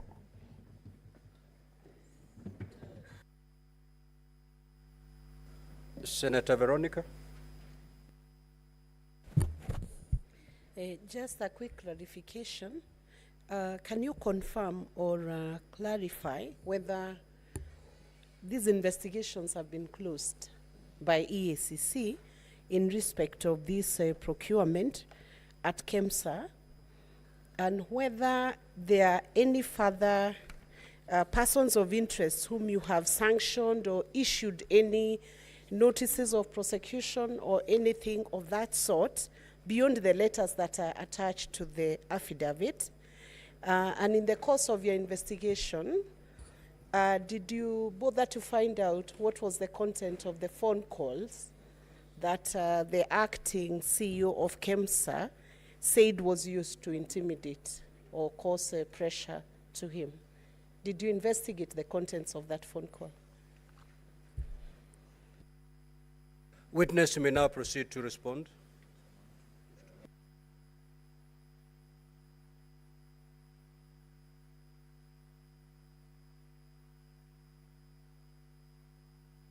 Proceed, witness, to respond.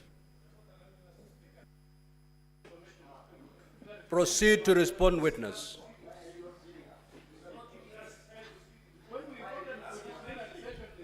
Order, honorable senators. If you have noticed,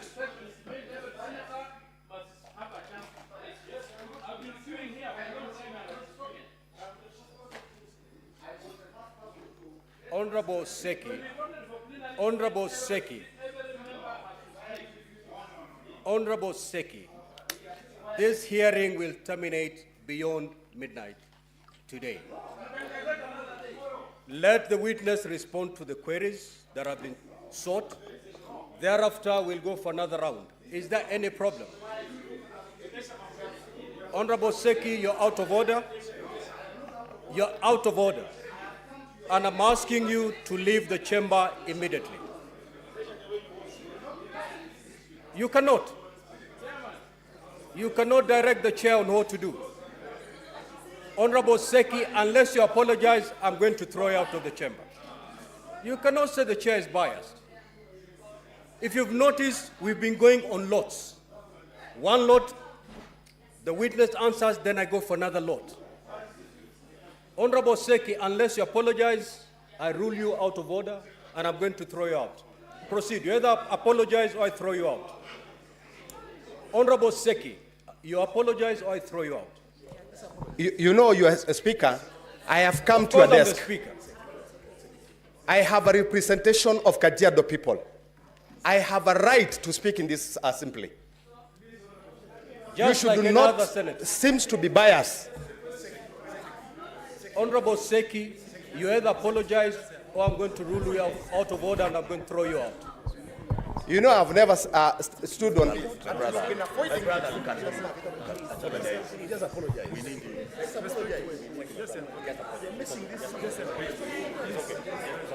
Order, honorable senators, order. Let me just apologize.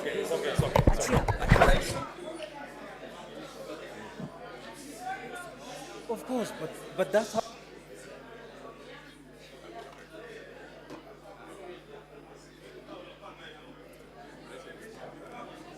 Honorable Seki, I have not heard the apology. Honorable Seki, you either proceed to apologize to the chair or you exit the chamber. Proceed. The floor is yours, Honorable Seki. I apologize. Take your seat. Now, Honorable Seki, Honorable Chute, and Honorable Omtata, you're totally out of order, pursuant to Standing Order 121, and I'm cautioning you. The first caution for the day. Honorable Chute, Every senator here is elected to represent their people. If you notice from yesterday, we are going with lots. There is no senator who is more important than the other.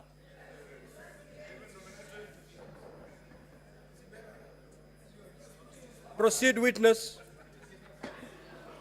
Thank you, Honorable Speaker. I may not have captured the exact names of the honorable senators, but I will deal with the questions as they were asked. So the first question was to do with when did the other companies get back their documents and the dates the companies got their documents. I'm not sure of the exact date when these documents were returned, but procedurally, we only focus mainly on the company that we are investigating either for procurement irregularities or certain issues. Like, for example, in this particular case, Shobika was the special company that we were looking at, and that was the reason why that particular one was identified, because the bid document actually had challenges, as I had indicated in my evidence in chief. Then we come to Honorable Mungatana, issues of gifts and the cows. Now, as I had indicated, gifts that are of value of more than 20,000 shillings are supposed to be handed in and declared by all public officers, including state officers. For this specific matter, we have not investigated as to the existence of the material, cows that are in this particular issue. But if indeed cows have been donated to any public officer, those donations are supposed to be donated to the state. And the officer within 48 hours is supposed to hand over that donation to the institution that employs him. So that is my take on that. Then we had the issue of extension of time for the bid bond. Now, as I had indicated previously, the closing date for this particular tender was supposed to be on 23rd February. Bid bonds are supposed to be attached, or they're supposed to be part of the bid document, the tender document. In this particular case, the bid bond was hand-delivered to the CEO in her office when the tender documents were already inserted in the respective tender boxes. So for that reason, extension had to be found in order to have that document be part of the tender document of that particular company, which is Shobika. So that led to the extension, and that was instigated by the permanent secretary, who did a letter, which is in our documents, directing the CEO of KEMSA to extend the date of closure of the tender from 23rd February to 10th March. Now, that is the issue which made the bid bond, the date of extension to be extended, the date of closure to be extended. Now, let me come to investigations by various bodies created by the Constitution. Now, investigations will either be in terms of course, each institution has its own mandate as far as the Constitution or the legislation or the statute that created it is concerned. Now, when it comes to criminal investigation, and specifically issues to do with leadership and integrity, issues to do with corruption, that responsibility lies with the Ethics and Anti-Corruption Commission.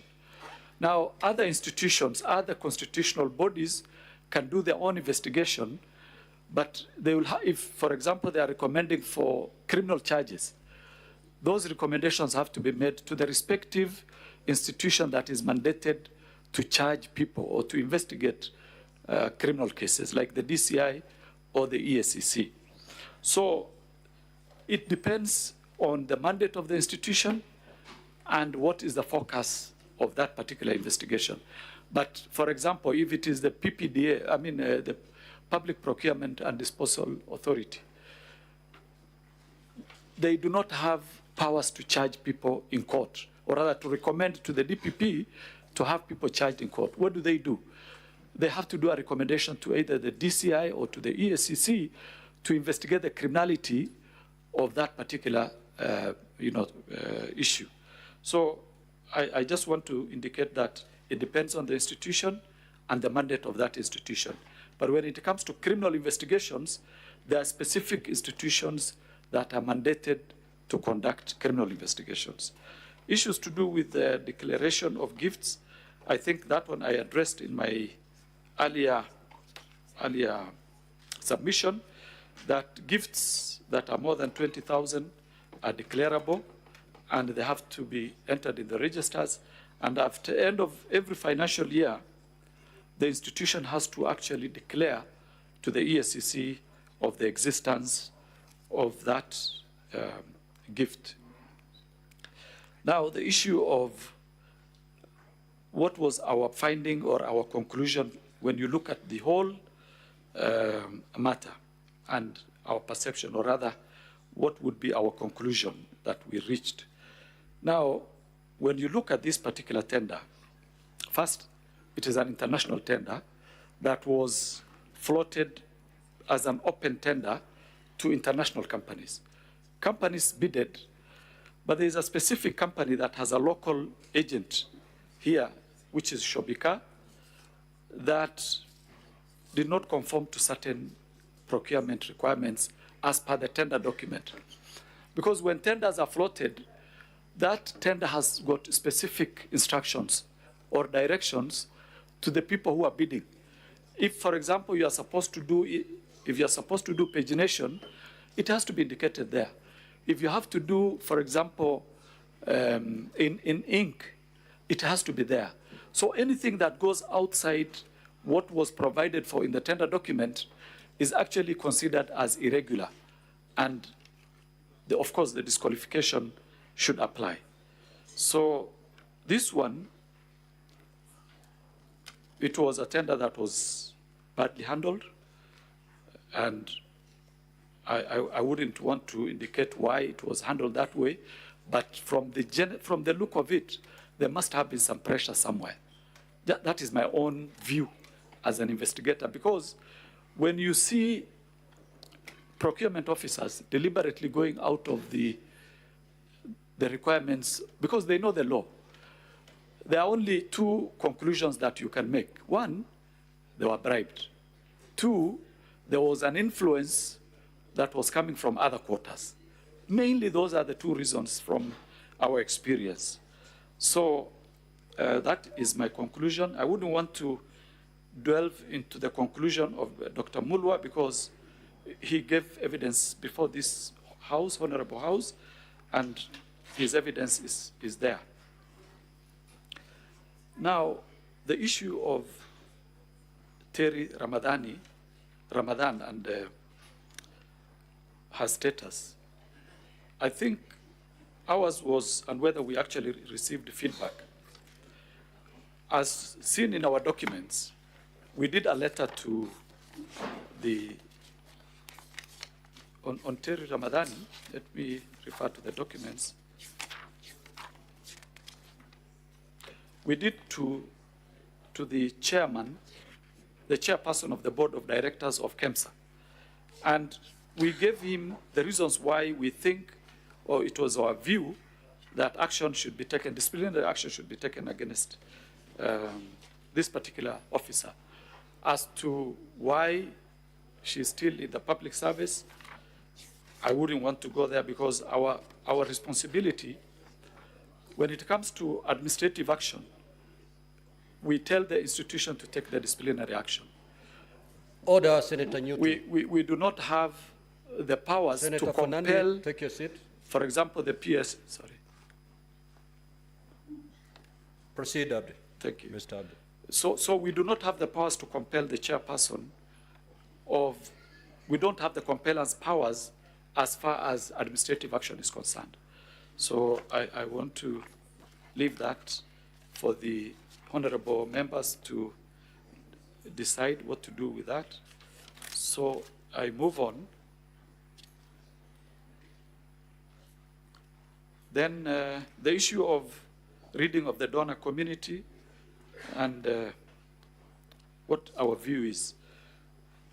You know, if you may allow me, Honorable Speaker and the members, the medical, or rather the health sector, has faced serious challenges of corruption throughout this period. Throughout the period that I remember working at the EACC, it is an area where a lot of donors are actually almost giving up in supporting our programs. And that has a serious repercussion. Because first, let's understand. Mheshimiwa Speaker, in the past, with tremendous respect, with all the other witnesses, you have been indicating how much time they have to respond.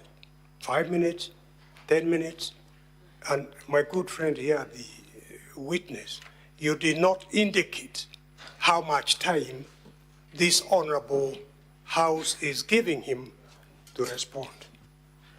Thank you so much, Senior Counsel. That was courtesy of my good friend, Senator Seki. Now, witness, ordinarily we've been given 10 minutes to respond to clarifications sought and questions. So far, you have done 4 minutes and 13 seconds. You have 5 minutes and 47 seconds to conclude. Okay. Thank you, Honorable Speaker. So that one I've dealt with. So the issue was that was also raised is which report do we stand by? As EACC, we did an investigation and we submitted our report, the findings of the report to this committee, to this Honorable House, and that is the report we will always stand by and defend. The other issue that was raised was whether we had any case that we have investigated against the DPP and whether we have proposed charges or anything like that. That is, we have not investigated the Deputy President, His Excellency Rigathi Gachagua. We have not investigated him for any criminal matter in the past. That is our position. Now, there was also the National Assembly hearing. Why we did not attend the National Assembly hearing and now we are attending the Senate. We were not invited to the first hearing. Yesterday, I was served with a summons of this House, and we are simply responding to that summons.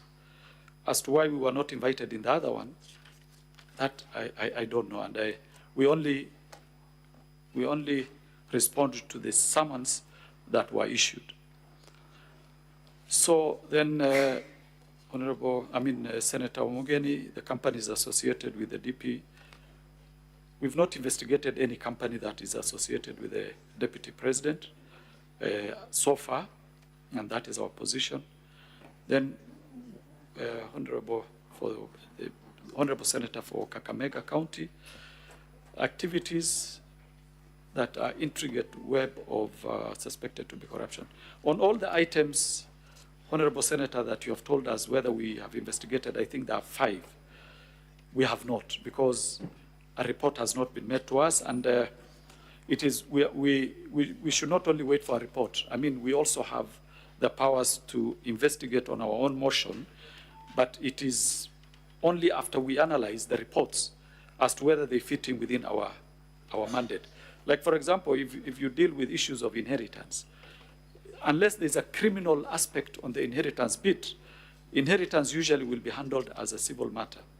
And issues to do with intimidation, if the CEO of KEMSA had reported to us that he was actually intimidated by a state officer, we would go into it. Of course, you understand, all of us understand, how difficult it would be to open an investigation of that, that magnitude. But no complaint has been made to us. On the Gen Z uprising, also, we have no report. We know it happened, but as to the corruption bit of it, we do not have facts. 2 minutes to go. Okay, thank you. So, gifts, I think I mentioned, I talked about it. I talked about them very clearly. Issues to do with whether we want to charge, we want to press charges against companies associated with the DP. We have not investigated. We can only recommend charges after investigation to the Director of Public Prosecution. That is our mandate. And the other one, of course, is intimidation by the CEO of KEMSA. I think I had addressed that one.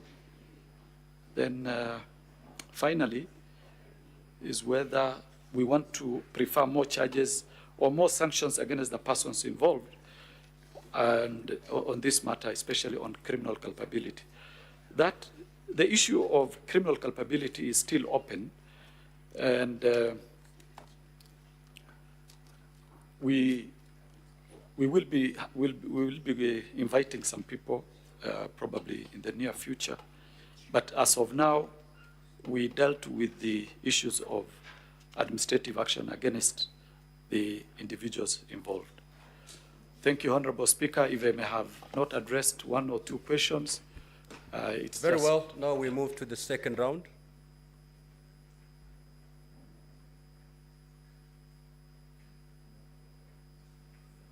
Senator Mtata. Honorable Speaker, was there any clarification for us to respond to some questions that have been put to us? Just listen to this law so that you... Sugar is running a bit low. There are many questions. It's running low to everybody. Okay, all right. Yes. Mr. Speaker, sir,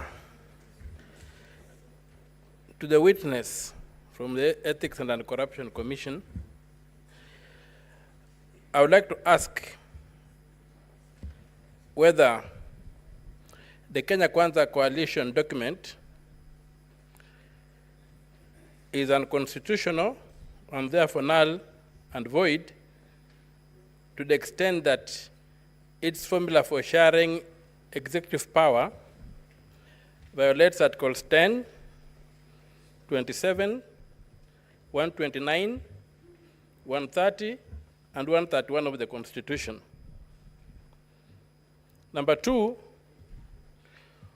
if that's the case, who is to blame for approving the unconstitutional coalition agreement that resulted in forming a government? Number three, can you point this Senate to any hard evidence of criminal conduct which you have unearthed in your investigations against the Deputy President? And can you distinguish whether there's a circumstance where the Deputy President, or even me as a senator, can walk into a place and be given a gift that I don't have to declare, irrespective of the amount of the gift? Because I engage officially and privately. So is there a situation whereby I can be given a gift of whatever magnitude that I don't have to declare? Thank you. Senator Chute.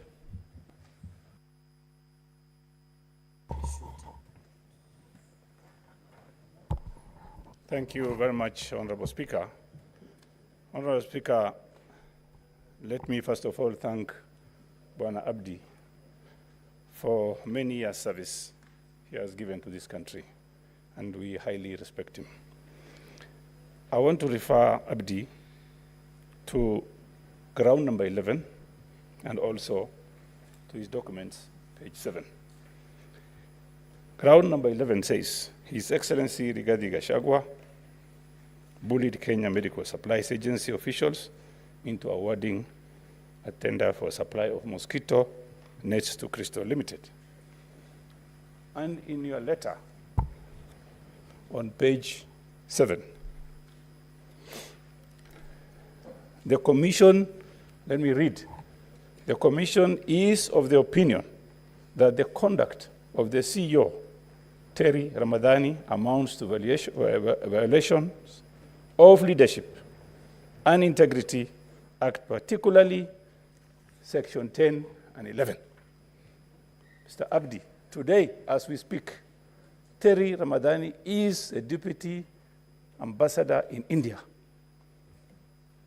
And Mr. Mutuse, Honorable Mutuse, wants this house to get rid of the deputy president on the account of bullying somebody. Can you tell Kenyans, 50 million Kenyans today, as you stand there, do you want this house to impeach the president if you have already recommended some culprits to be given administrative, what do you call, action, and then you want us to impeach the president? Senator Kamau. Githuku.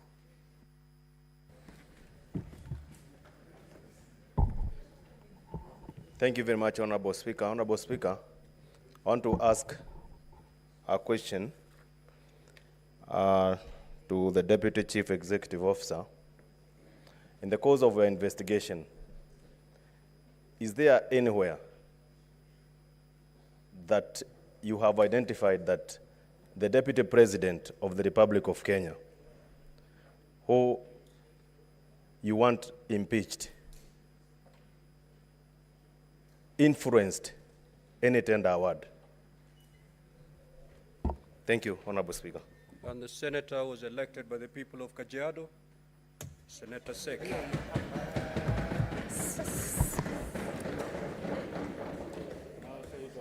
Thank you, Honorable Speaker. My question goes to, or clarification goes to Abdi Mohammed.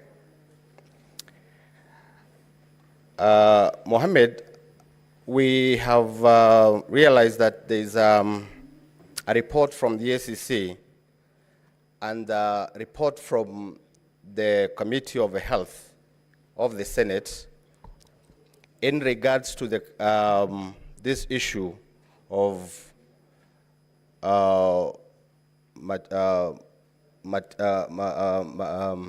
mosquito nets. I want to confirm that the contract was cancelled and the funds were not lost. I want you to demonstrate the role of this agent by the name Crystal Kenya Limited in relations to the Deputy President's office and more so Rigathi Gachagua. Thank you very much.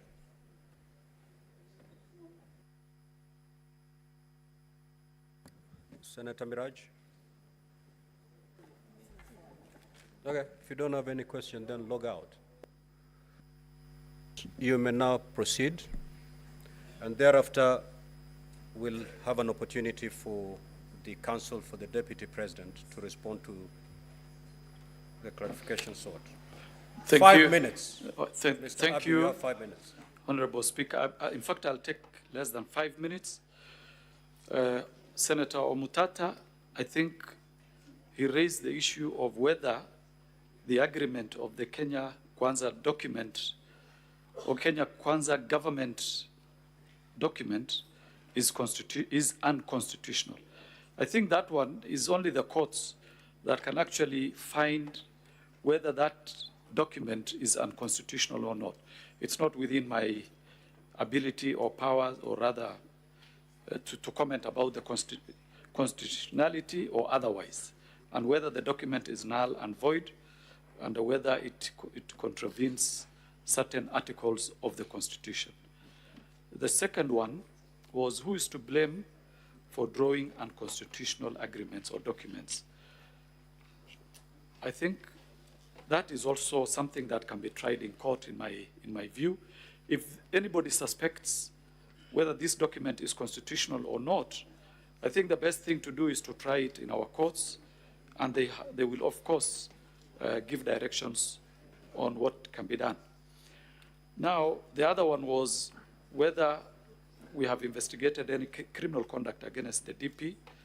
I think I had indicated clearly that we have not investigated the Deputy President for any criminal culpability or any criminal case as far as EACC is concerned. Senator Chute, thank you very much for the compliment. I appreciate. Now, the issue of bullying of KEMSA officers or staff, I think that came from the CEO himself. And he gave evidence in this House that will be considered by the House, whether it is something that can stand the test or not. As for Terry Ramadan, we did our bit in terms of recommending this lady to be disciplinary action be taken against her for her role in this particular procurement. But because I indicated we don't have the compellence powers to enforce disciplinary or administrative action, I leave it at that. And whether our recommendation is for the impeachment of the DP, ours was to respond to the summons that was given to us by this Honorable House. It is for the House to do, that is their job. I wouldn't want to go there. We never recommended, I don't want to go there. Then whether there was anywhere where the DP influenced any tender, no, we do not have that, and we never submitted that. All that we said is what I'm going to say in the next response, which was raised by the Honorable Senator for Kajiado County about the role of Crystal Kenya Limited and the connection between that company and the Honorable Deputy President of the Republic of Kenya. From the documents that we have and which we supplied, it is clear that this company, the directors are two sons of the Deputy President. Each one of them owns 200 shares.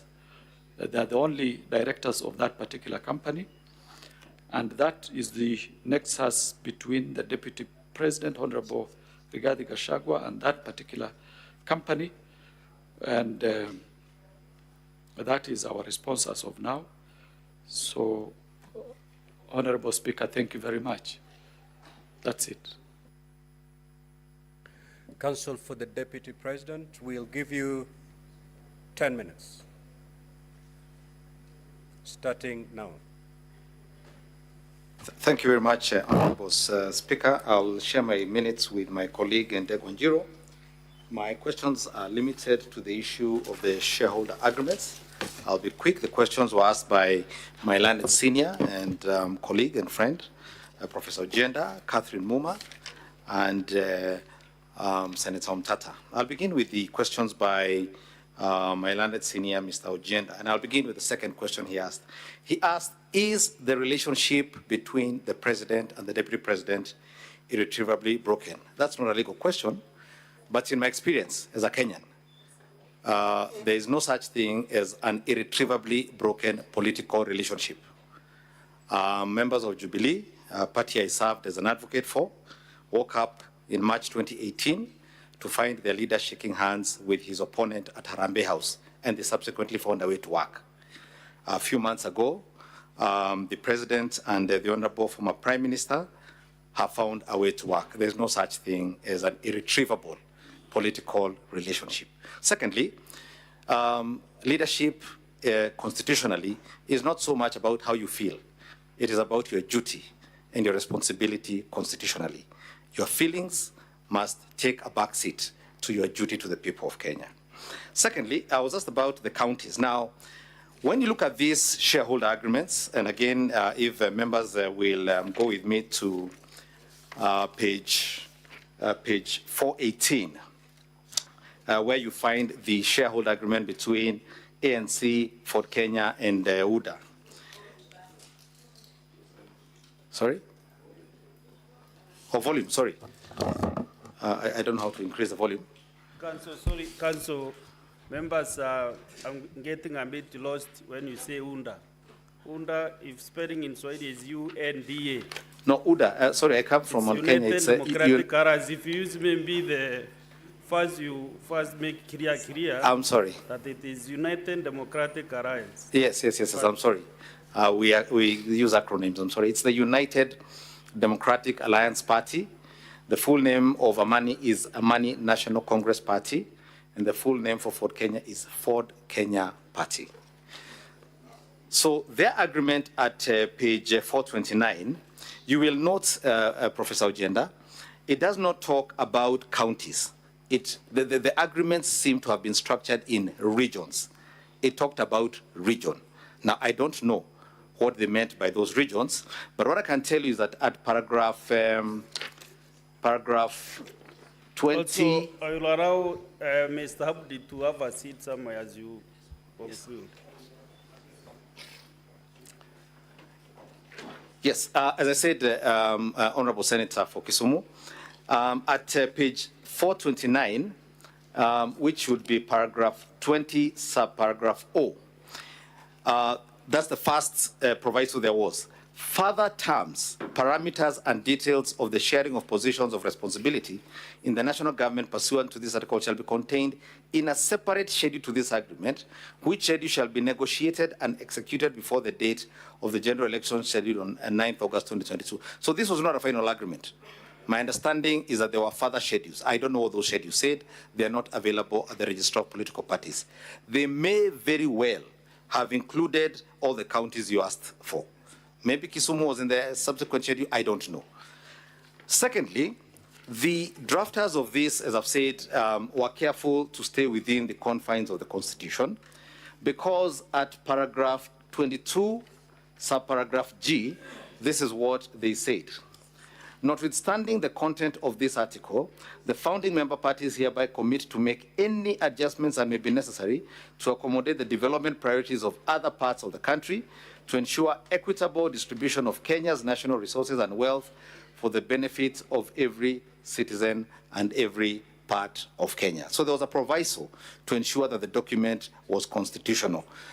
And perhaps while I'm on that issue as well, I might as well answer my good friend Senator Mtata's question. I am not yet mercifully a judge. I cannot say whether the Kenya Kwanza coalition is unconstitutional. Somebody will have to move the court for that determination to be made. But what I did say was that in 2005, I had the privilege in participating in a case involving the MOU for NAC. And that one was struck down because the law had no underpinning making room for it. And which brings me to the question raised by Senator Catherine Muma, which is the political parties section. There's actually not one, there's several. If you'd go to Schedule 3, subparagraph C, B, D, and E. Let me read them out for you. So B deals with the policies and objectives of the coalition. That's B. D deals with organizational structure and management of the coalition, including county structures and systems and county government bodies, which you'll also find in these agreements. And then C, the overall structure of the coalition. And then E, the criteria or formula for sharing of positions in the coalition. That's what it says. Positions in the coalition structure, roles, and responsibilities within the coalition. So that's what it says. So most political coalitions have interpreted that to mean, and it's been healthy thus far. I think it's helped, in my view, this country become a bit more stable and united. And I think I've answered all those questions that had to do with the question of the shareholder agreements. Unless members had any clarification, I rest. Thank you, Council for DP. Council Ndegwa, you have something to pick, or do we conclude it at that? Specific questions and clarifications.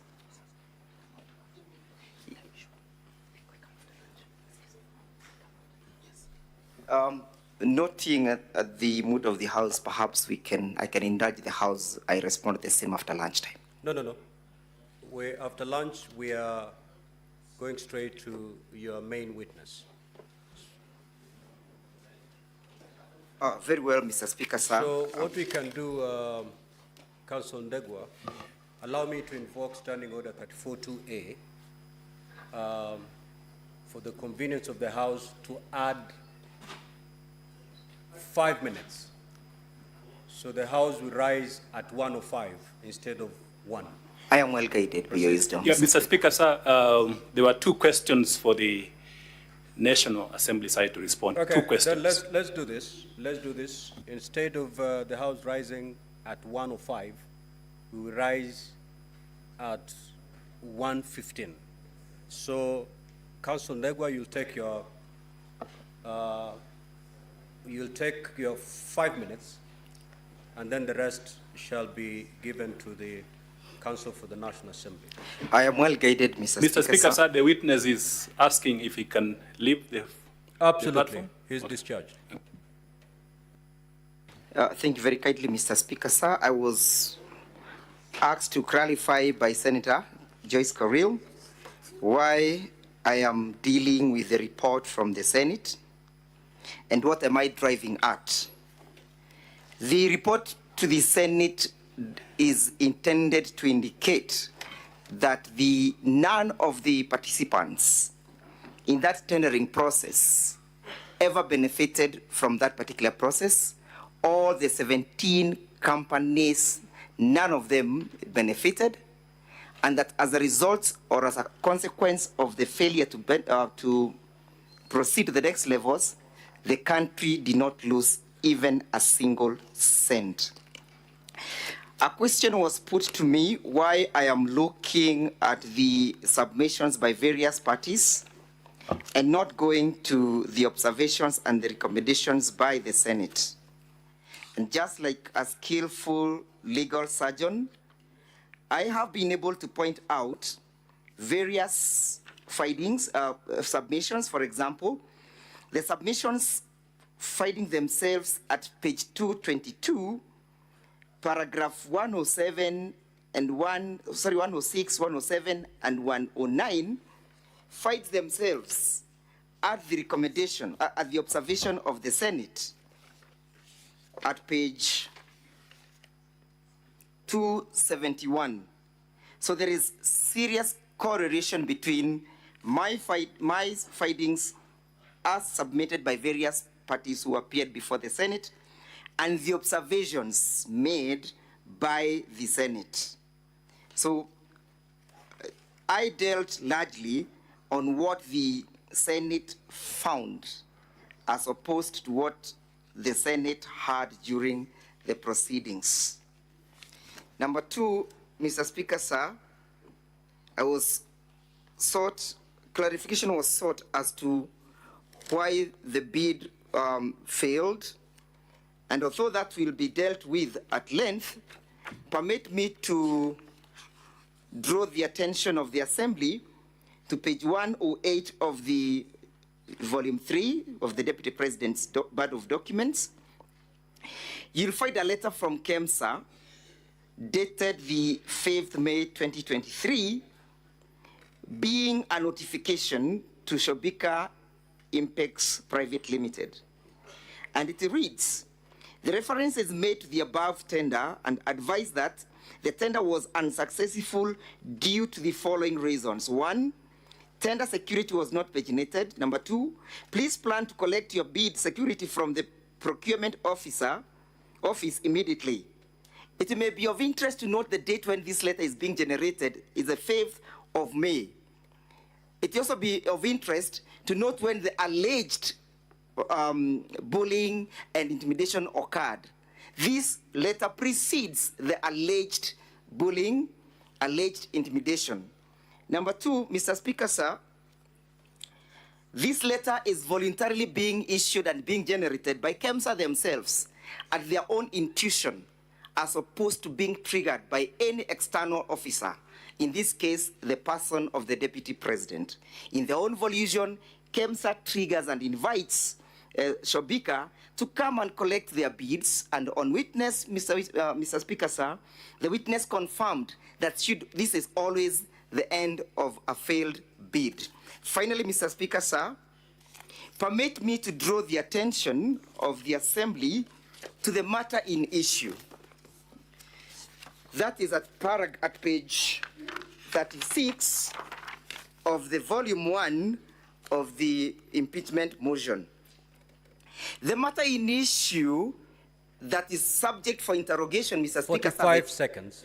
As I pen off, is not whether the tenders were responsive, whether the country lost any money, whether investigations were done, whether there was conflict of interest, whether there were gifts that accrued therefrom. The question in issue is, did the person of the deputy president bully the officer? Was there evidence? So let us not lose ground or focus on the ground on the matter in issue, so that we focus and we put the train on rail. Thank you, Mr. Speaker, sir. Counsel for the National Assembly, take us to the rise of the House. Mr. Speaker, sir, how many minutes? 10?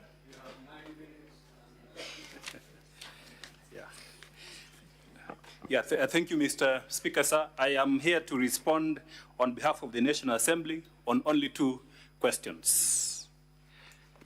Mr. Speaker, sir, listening to the Deputy President's side, I believe they have misunderstood the nature and context of ground number 11.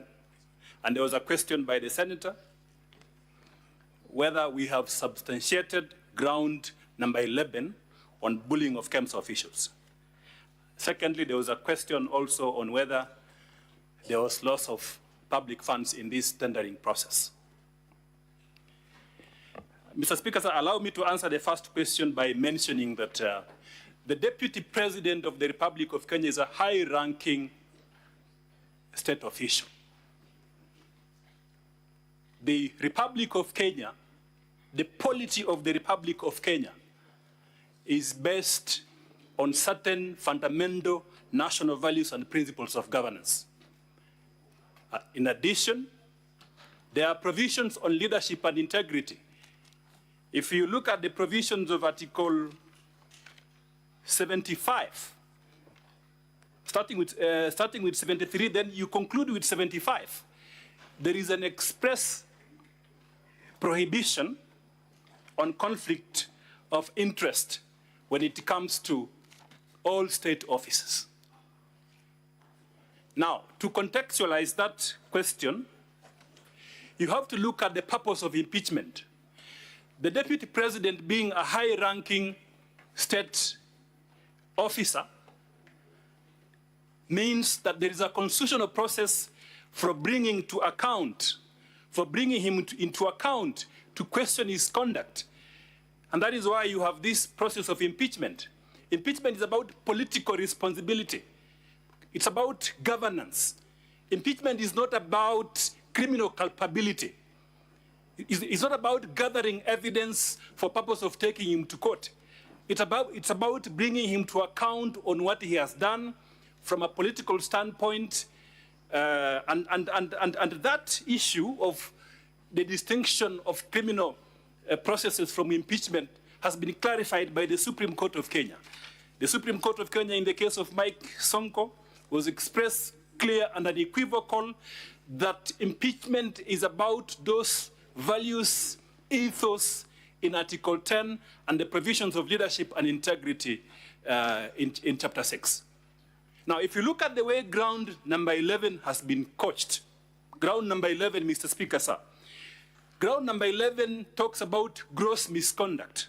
Now, the Supreme Court of Kenya has interpreted what amounts to gross violation, which in context then means gross misconduct. And the conclusion is that when you violate these core values in Article 10 and the provisions of leadership and integrity, then you are guilty of gross misconduct. You are guilty also of gross violation of the Constitution. Sometimes you are guilty of abuse of office.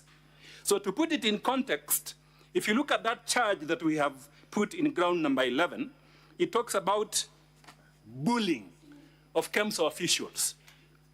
Now, that fact of bullying, and we have been more specific. If you look at the charge, we have mentioned the specific clause of legislation where the act of bullying has been prohibited. And this provision, if you look at the provisions of the Leadership and Integrity Act, the provisions of the Leadership and Integrity Act specifically prohibit bullying of bullying by state officials. And in that context, then you can see that in terms of the allegation that we are making and the evidence which has been submitted before this House, especially that call which was made by the Deputy President. The call was made by the Deputy President to a KEMSA official. Why would the Deputy President be pushing the interests of a commercial, the commercial interests of a private company?